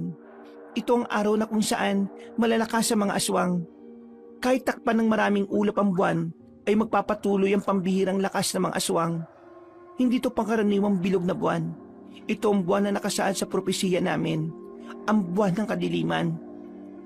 Kaya pala hindi pumalagsi sa bulay kagabi dahil alam niyang darating itong sinasabi mo. Kailangan nilang makapaganda. Anong kailangan nilang gawin para makontra ang pagiging malakas nila? Walang paraan para mapigilan yon, pero may paraan kung paano sila pahihinain ulit. Sige, sabihin mo. Kailangan lang ng maraming dugo ng baboy. Maraming dugo ng baboy? Oo, kapag nakakamoy ng dugo ng baboy ang mga aswang tuwing kabilugan ng buwan, hindi namin napipigilan na puntahan yon kung nasaan yon. Naroon lang ang utak namin. Pakiramdam kasi namin dugo yun ng tao. Kaya kailangan natin ng maraming dugo ng baboy para mawala sila sa sarili. Kapag nangyari yon, may pagkakataon na ang mga manunugis na mapas lang silang lahat. Kung ganun dapat magsimula na tayo maghanap ng dugo ng baboy. Pre, may alam ako sa bayan. Pwede nating hingiin o bilhin natin. Kailangan mo na itong sabihin kay Mang Kapa habang maaga pa. Gumawa na kayo ng paraan. Maraming salamat, Marimar. Huwag kang mag-alala. Gagawin namin ang makakaya namin para mangyari ang sinasabi mo. Ngumiti na lamang si Danilo sa dalaga. Nagtaka naman si Nando at Norman dahil unang beses lang nilang nakita ang lalaki na nakangiti. Matapos ang usapan na yon, ay agad na umalis ang tatlong binata. Kinailangan nilang maghanap ng dugo ng baboy. Kaya naman nagtungo agad sila sa bayan. Kung sino-sino nang nilapitan nila. Sarado kasi ang katayan ng baboy na kanilang unang napuntahan. Meron naman silang mga nakuhang dugo, pero kakaunti lang. 2 plastic lang ng dugo ng baboy ang nakuha nila sa maghapon nilang paghahanap. Pwede na kaya to? Sana pwede na. Wala na tayong mahanapan eh. Kulang pa to. Baka iilang aswang lang ang makaamoy nito. Pero wala na tayong magagawa. Kailangan natin to Magagabi na. 2 ang kailangan natin pigilan. Ang pag-atake ng mga aswang at ang parusang kamatayan ni Marimar. Nagmamadali sila makabalik ng kanilang baryo. Pagdating nila, nakakasalubong na kagad nila ang matandang si Kapa. Nakatingin pa ito sa kanila na parabang iritado. Ilang beses ko magsasabi sa inyo na hindi tatalab yan. Hindi kayo dapat naniniwala sa babaeng yun dahil aswang yon. Itapon niyo ang dugong yan at baka patibong lang yan. Mang Kapa, kilala mo naman ako, di ba? Magtiwala ka na lang sa akin. Oo, kilala kita at may tiwala ako sa iyo. Pero sa mga ganitong sitwasyon, hindi ko pwedeng ipaubaya ang mga bagay-bagay. Wala ka masyadong alam sa mga aswang. Mang Kapa, bakit hindi na lang po natin muna subukan? Anong subukan? Anong tingin niyo sa buhay ng mga kasamahan ko? Pwedeng subukan lang tapos kapag palpak, subok ulit? Mang Kapa, sige na ho, kahit na ngayon lang. Huwag ka nang magpumilit, Danilo. Bago ko pa makalimutan kung ano ang pinagsamahan nating dalawa. At ito lang ang paalala ko, ha. Huwag na huwag kang pipigil sa kung ano man ang gagawin namin mamaya.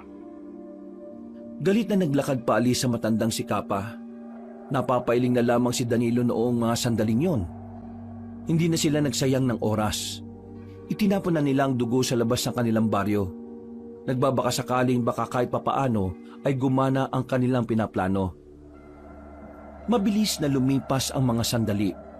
Sumapit na rin ang 6:00 ng gabi. Kampante ang mga manunugis. Wala silang kaalam-alam na lulusob na ang mga aswang. Habang sila Danilo natataranta na ng mga sandaling yon, hindi na rin sila makalapit kay Marimar. May mga nakabantay na rin kasi doon. Paparating na mga aswang. Ihandaan nyo na mga sarili ninyo. Yung mga itak na hawak nyo. Hindi yan design ha. Ginagamit yan. Nako, bahala na. Ha? Ano yun? Nanahimik silang tatlo nang marinig nila ang mga hiyaw ng aswang na nagmumula sa kagubatan. Napatigil ang lahat ng manunugis. Tila nabigla ang mga yon. Tumindig na ang balahibo nilang tatlo. Batid nilang magsisimula na ang labanan sa pagitan ng mga aswang at mga manunugis. Humanap na ng matataguan ng magkakaibigan. Hindi nga nagtagal, sumigaw na ang mga manunugis bilang hudyat na may mga kalaban na sa paligid. Yan kasi, hindi sila nakikinig eh.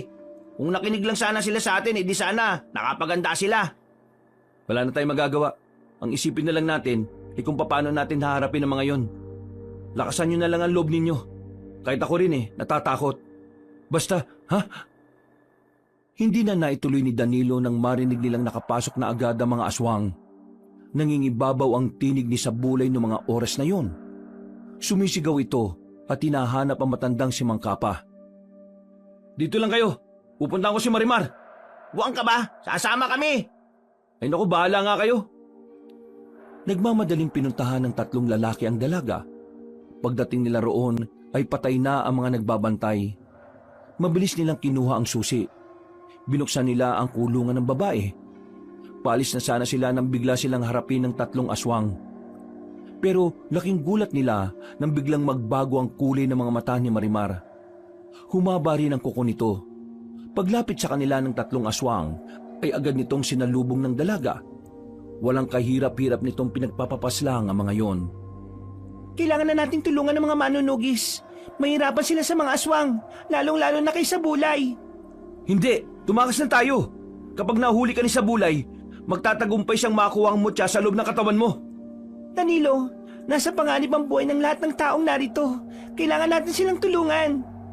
Matapos ka nilang ikulong at hindi paniwalaan? Ito lang ang natatanging paraan para maiparating ko sa kanila na hindi lahat ng aswang ay masasama. Kahit natutol si Danilo, nagtiwala na lamang din siya sa babae. Tumakbo sila paalis doon. Hinanap nila si Mang Kapa. Nakita nila yon na kinakalaban na ang matandang si Sabulay. Kita nilang may sugat na si Mang Kapa sa braso at sa kaliwang balikat. Oh, sa wakas, nakita ko na rin ang babaeng ito. Hoy, Marimar! Alam mo bang ang tagal na kitang hinahanap? Masyado mo na akong pinahihirapan tapos magpapahuli ka lang pala sa mga walang kwentang tao na ito. Bumalik ka sa angkan natin at ialay mo ang sarili mo para sa mga susunod na henerasyon. Hindi ako kagaya mo. Kaya kahit ano mangyari, hindi ako papayag na mapunta sa'yo. Sa pagmamatigas mong ganyan, ang dami pang napapahabak eh. Hindi mo ba naiisip na ikaw lang ang dahilan kung bakit nangyayari ang lahat ng ito? Kung sumama ka sa akin kagad, walang mamamatay at walang masasaktan. Manahimik ka! Narinig mo sinabi niya, di ba? Hindi siya sasama sa'yo kahit na ano mangyari. Kung hindi mo pa rin narinig, baka marami ka ng tutuli. Noong mga sandaling yun, ay hindi makapaniwala matandang si Kapa sa kanyang nakikita.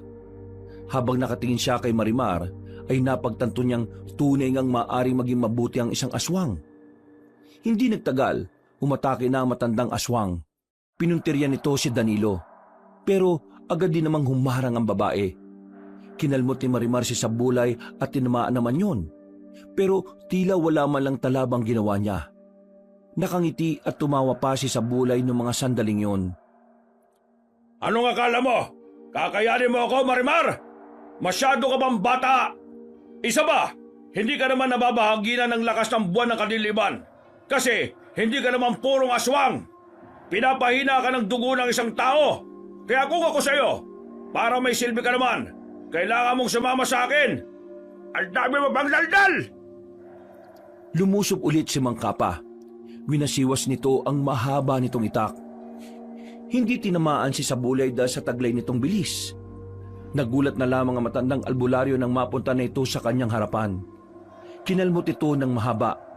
Dahil doon ay napalhod na ang isang tuhod ng matanda.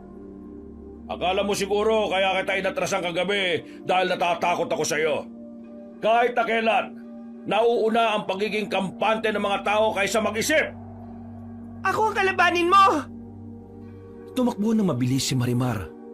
Makailang ulit nitong pinagkakakalmot si Sabulay. Pero kahit na anong gawin nito, ay hindi pa rin tinatablan ng pinunong aswang. Sa mga sandaling ito, kinakabahan na rin si Danilo. Nakikita niya kasing hirap na si Marimar at Mang Kapa. Kaya kahit alam niyang hindi naman din niya kakayanin si Sabulay, nilakasan na lamang niya ang kanyang loob. Hindi ka magtatagumpay dito! Napalingon si Sabulay. Hindi nito namalaya ng lalaki. Tinaga ni Danilo si Sabulay sa ulo. Dahil sa ginawa ni Danilo ay nakaramdam ng pagkahilo ang aswang. Pero nagdulot lang din ito na matinding galit sa kalaban nila. Anong karapatan mong idampi ang walang kwentang itak na yan sa akin? Galit na umatake si Sabulay kay Danilo. Isang malakas na suntok ang ginawa nito sa sikmura ng lalaki. Dahil dito ay agad itong napahiga. Hinila naman agad ni Norman at Nando ang kanilang kaibigan papunta sa gilid. Ikaw naman kasi, sumali ka pa eh. Laban ng malalakas yan eh. Ako ang kalabanin mo! Huwag mo idadamay ang mga mahihina sa laban na ito! Magsabihan mo yung mga walang kwentang yan kung ayaw nilang mamatay! Ha! Naputo lang sasabihin nito nang biglang umatake ulit si Marimar. Itinalak nito ang mahabang kuko sa likod ni Sabulay. Pero dahil nga masyadong malakas ang kalaban nila, wala pa rin naging epekto. Si Mang Kapa naman ang sunod na lumusob. Ginawa na ng matandang albularyo ang lahat ng makakaya niya. Lahat ng kakaibang galaw ay sinubukan na niya. Pero hindi pa rin umubra. Hinawakan lang ito ni Sabulay sa kwelyo at nakipag-untugan sa ulo. Duguan agad ang kilay ni Mang Kapa. Si Marimar naman, napagbuntungan din ito ng galit ni Sabulay. Kailangan mo pa yatang mabugbog para lang sumama ka! Maraming sampalang ginawa ni Sabulay. Duguan na rin ang bibig ng dalaga. Noong mga sandaling yon, tila nagkaroon ng bagong lakas si Danilo. Kahit na wala siyang magagawa, sinikap niyang malapitan si Marimar. Hinarangan niya ito at nakiusap kay Sabulay. Nakikiusap ako! Wag siya! Ako na lang ang saktan mo! Danilo, umalis ka rito! Ha! Tingnan mo nga naman! Isang bayani ang umusbong! Sige! Tutulungan kita maging bayani! Dinakma siya ni Sabulay. Hinawakan sa kwelyo. Sinuntok ito ng maraming beses sa muka. At nang malupaypay na, ay saka binalibag sa sahig. Nang nakadapa na si Danilo, pinagsisisipa naman ito ng maraming beses. Ha! Ganyan ang napapala ng mga kagaya mong pabida! Akala mo naman may magagawa ka! Pwe! Sa nasaksiyan na yon ni Marimar, biglang nag-apoy ang galit nito. Naramdaman na lamang ni Marimar na tila tumitigas ang kamao niya. Nagiinit ang kanyang buong katawan. Masumaba ang kuko nito at nagkaroon pa ng mahahabang pangil. Noong mga sandaling yon, maging si Sabulay ay nagulat nang lumapit sa kanya si Marimar. Sobrang lakas ng babae. Kahit na si Sabulay na ang pinakamalakas na aswang, hindi nito kinaya ang puwersa ng dalaga. Hinawakan siya nito sa liig. Maigpit ang pagkakasakal. Habang nasa ere, pinagkakakalmot ni Marimar ng marami sa tiyan si Sabulay. Hindi pa nakontento ang babae. Pinagsusuntok niya pa sa mukha. Gumagapang na si Sabulay sa mga oras na yon, pero mukhang hindi na yung bubuhayin pa ng dalaga. Marimar! Sa isip-isip ni Danilo, tila nabahaginan na rin ito ng kapangyarihan ng buwan ng kadiliman. Kaya sa mga pagkakataong yon, kitang-kita nila na parang ginagawang sisiw lang ni Marimar si Sabulay. Sinubukan namang lumaban ng matandang aswang. Ang kaso, sadyang mabilis at malakas talaga si Marimar. Kakaiba ito sa lahat. Walang katulad. Kahit si Mang Kapa ngayon lang nakakita ng aswang na sobrang lakas. Sinasaktan mo ang mga taong mahalaga sa akin. Pinaslang mo ang angkan ko. At ngayon, balak mo rin kunin ang buhay ng mga taong naging parte ng buhay ko. Hindi kita mapapayagan at hindi kita mapapatawad. Sukdulan ang galit ko sa'yo. Isinusumpa ko na hindi ka na magkakaroon ng pagkakataong mabuhay ulit sa ibang katauhan. Habang humahaba ang kuko ni Marimar, walang ano-ano, itinarak na niya yon sa dibdib ng matandang aswang. Idiniin niya hanggang sa umabot ito sa puso. Nandilat na lamang ang mga mata ni Sabulay. Nang makita ni Marimar na patay na ang pinuno ng aswang, sandali nitong nilapitan si Danilo. Dito ka na muna. Aasikasuhin ko lang ang iba pang natitira. Sasamantalin ko na ang pagkakataon habang nararamdaman ko pa ang kapangyarihan ng buwan ng kadiliman. Norman, Nando, kayo nang bala sa kanya at kay Mang Kapa. Agad na umalis ang babae. Pinunta nito ang mga aswang na patuloy na lumalaban. Samantala, pinagtabi naman ng dalawang lalaki si Danilo at Mang Kapa. Binantayan lang nila yon hanggang sa matapos ang gulo. Patawad, Danilo. Hindi ako nakinig at naniwala. Sinabi ko naman kasi sa inyo dapat kasi minsan, nakikinig din tayo sa mga taong akala nating walang alam. Oo, may natutunan na naman ako. Maraming salamat talaga sa'yo. Ayos lang ho yun. Ang mahalaga, buhay tayo. Aray, ang sakit. Kapag gumaling ako, gagamutin kita. Kapag gumaling ka, magaling na rin ako nun. Natawa na lamang ang dalawa. Si Norman at Nando naman ay hindi makapaniwalang nagagawa pang magtawanan ni Danilo at Mang Kapa kahit sobrang bugbog na ang katawan. Natapos ni Marimar ang lahat ng mga aswang. Natalo nila ang kampon ng kadiliman. At dahil sa pinakita ni Marimar, tuluyan na nga siyang kinilala ng mga manunugis bilang kakampi. Isang buwan ang nakalipas, balik na sa dati ang kanilang buhay. Si Marimar at Danilo naman, mas nagiging maganda na rin ang kanilang pakikitungo sa isa't isa. Isang gabi, Danilo, hindi pa pala ako nakakapagpasalamat sa lahat ng ginawa mo para sa akin. Kahit alam mong mapapahamak ka nung gabing yun, hindi ka nagdalawang isip na ibuwis ang buhay mo para sa akin. kahit sino naman, gagawin yun sa taong mahal nila. Pero Danilo, isa pa rin akong aswang. At alam naman natin na isang himala ang makaanak sa katulad ko. Wala naman akong pakialam kung makaanak tayo o hindi. Ang mahalaga sa akin, makasama lang kita. Masaya na ako sa bagay na yun. Uy, kayo na ba? Kiss mo nga kung kayo na! Talaga kahit na kailan, mga pasira kayo ng moment. Isinama niyo pa talaga si Mang Kapa. Nandito lang ako para sabihing magdadaos ng pagdiriwang bukas. At kayong apat, lalo na kayong dalawa ni Marimar, para yun sa inyo. Bilang pagkilala sa ginawa niyong katapangan para sa baryo natin. Naku, maraming salamat Mang Kapa. Masaya kaming dadalo sa isasagawa ninyong pagdiriwang. Kiss! Kiss! O nga, kiss naman dyan! Natatawa na lamang si Danilo ng mga sandaling yon, pero hindi niya inakala na hahalikan siya ng babaeng si Marimar. Yun ang kanyang unang halik, kaya halos mabaliw-baliw siya. Mula noon, nagsama na ng tuluyan ng dalawa. Tanggap ni Danilo kahit na aswang ang babae. Ang mahalaga naman kasi para kay Danilo ay ang pagiging busilak ng puso nito. Dahil para sa kanya, ang tunay na pagmamahal ay hindi naman nakabase sa kung anong uri ng nilalang, kundi sa kung gaano kalalim ang pag-iibigan. Wakas,